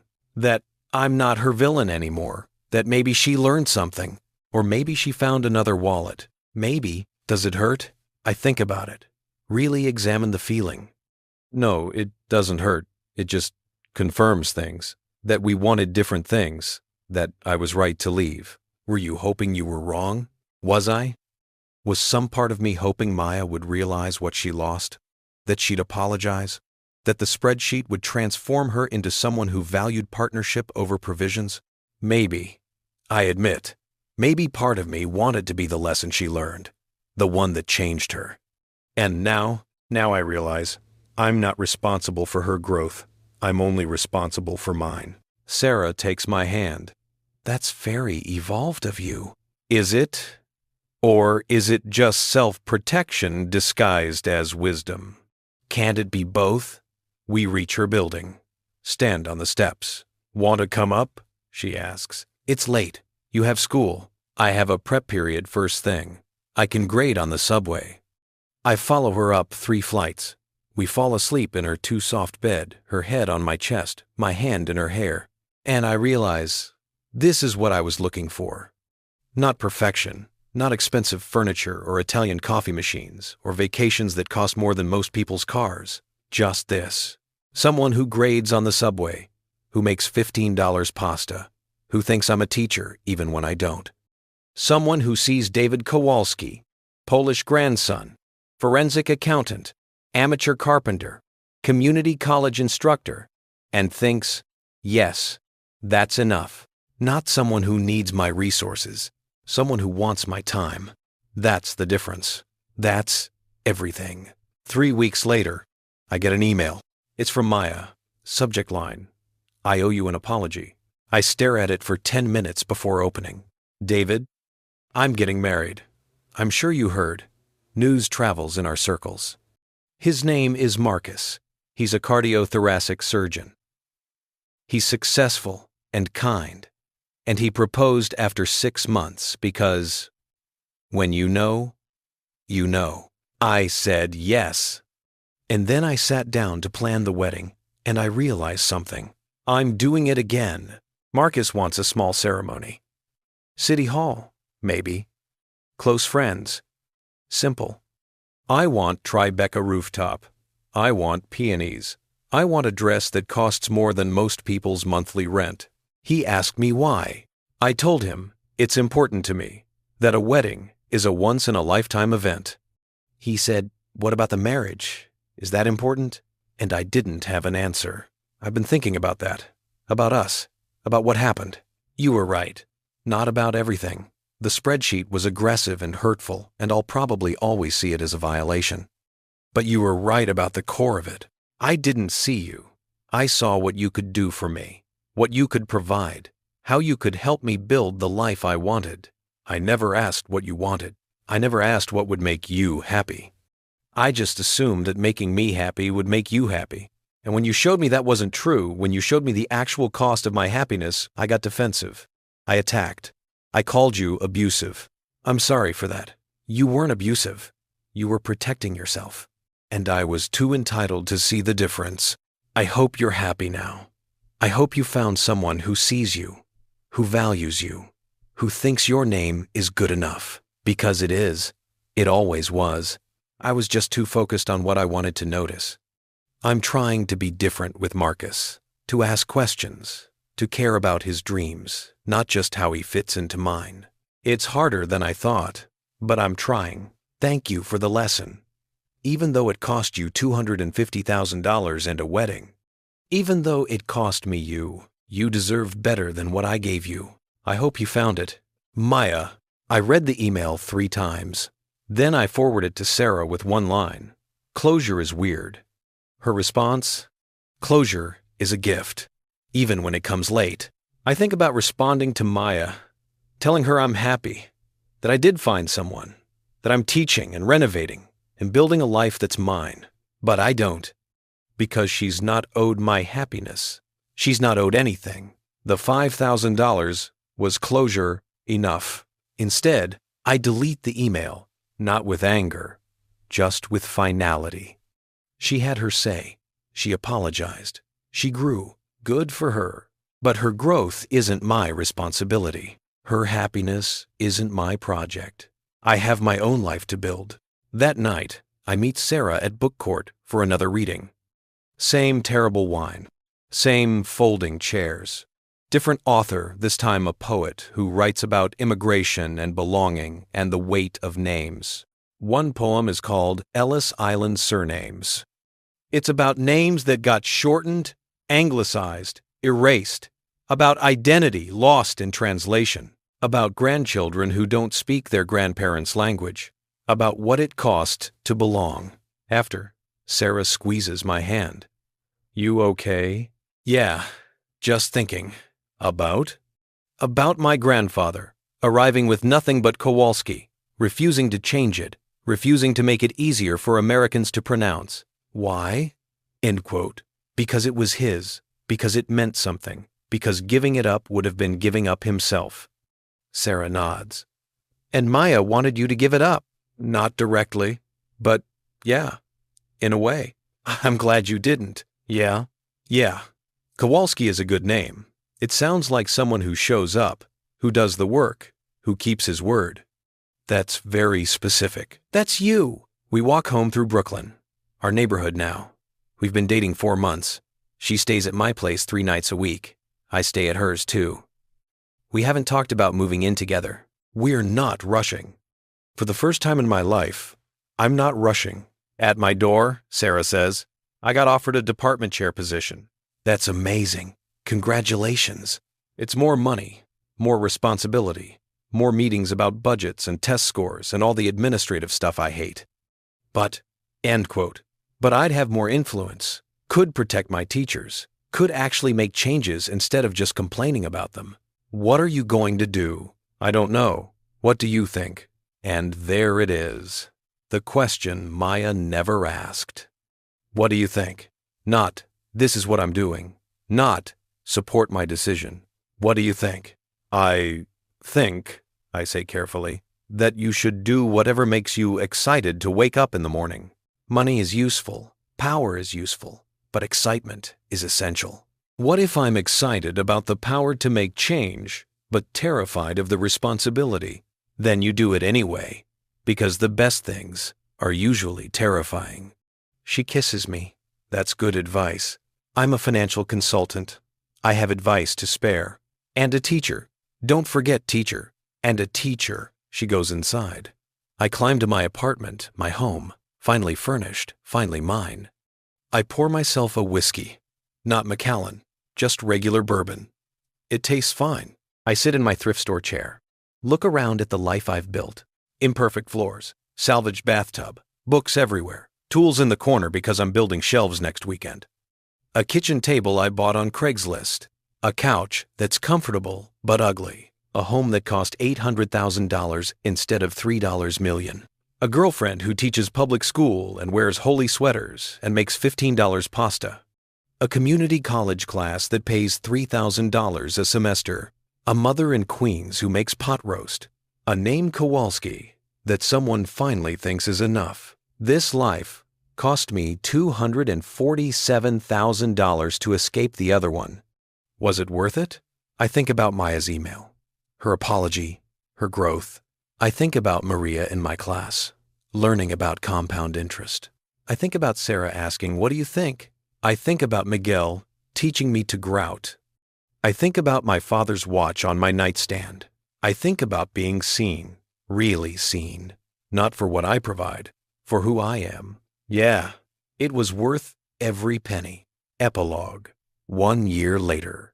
I'm standing in the back of a classroom at LaGuardia Community College. It's graduation day for the spring semester, not the official graduation that's at the arena with thousands of students.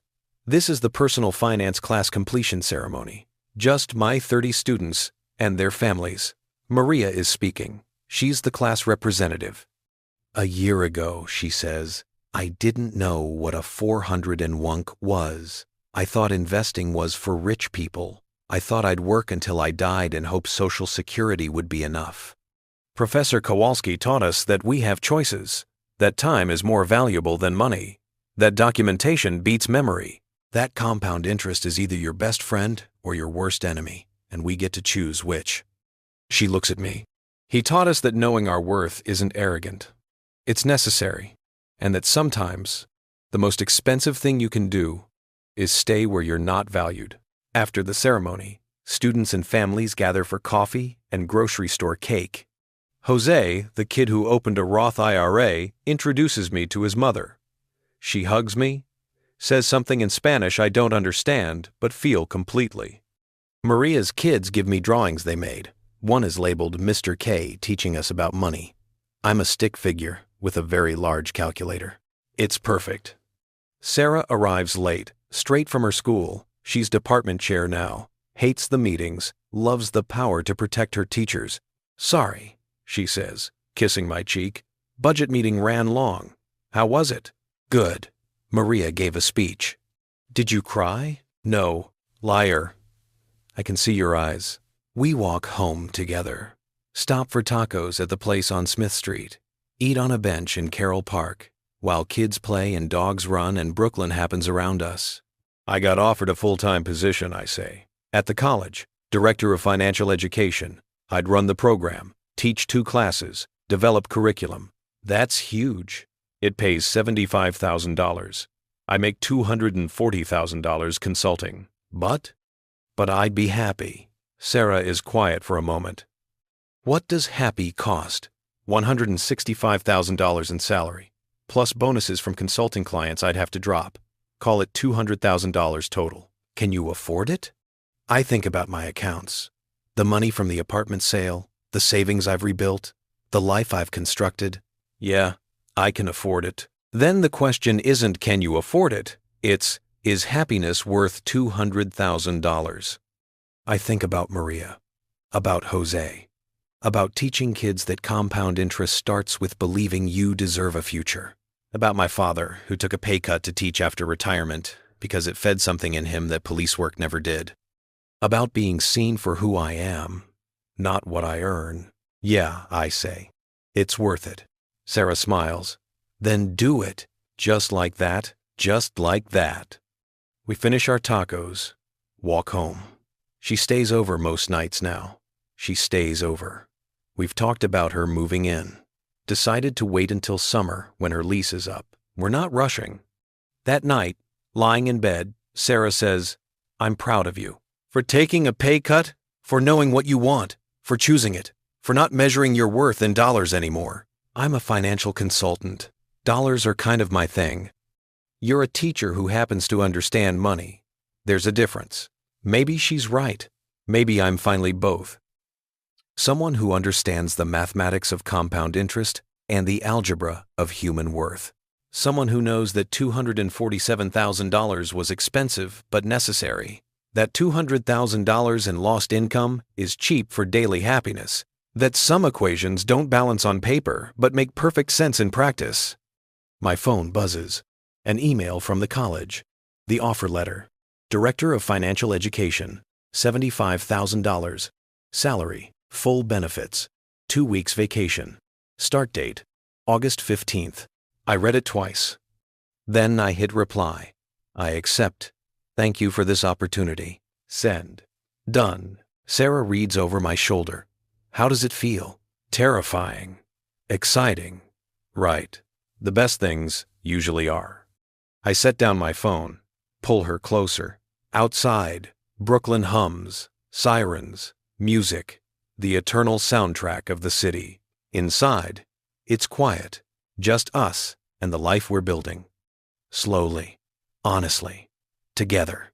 No spreadsheets required, just showing up, seeing each other, choosing forward.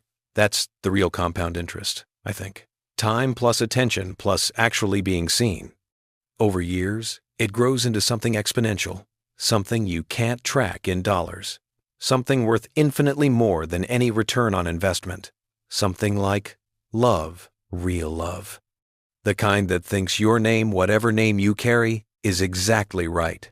Kowalski, Polish, working class, immigrant, mine, finally enough.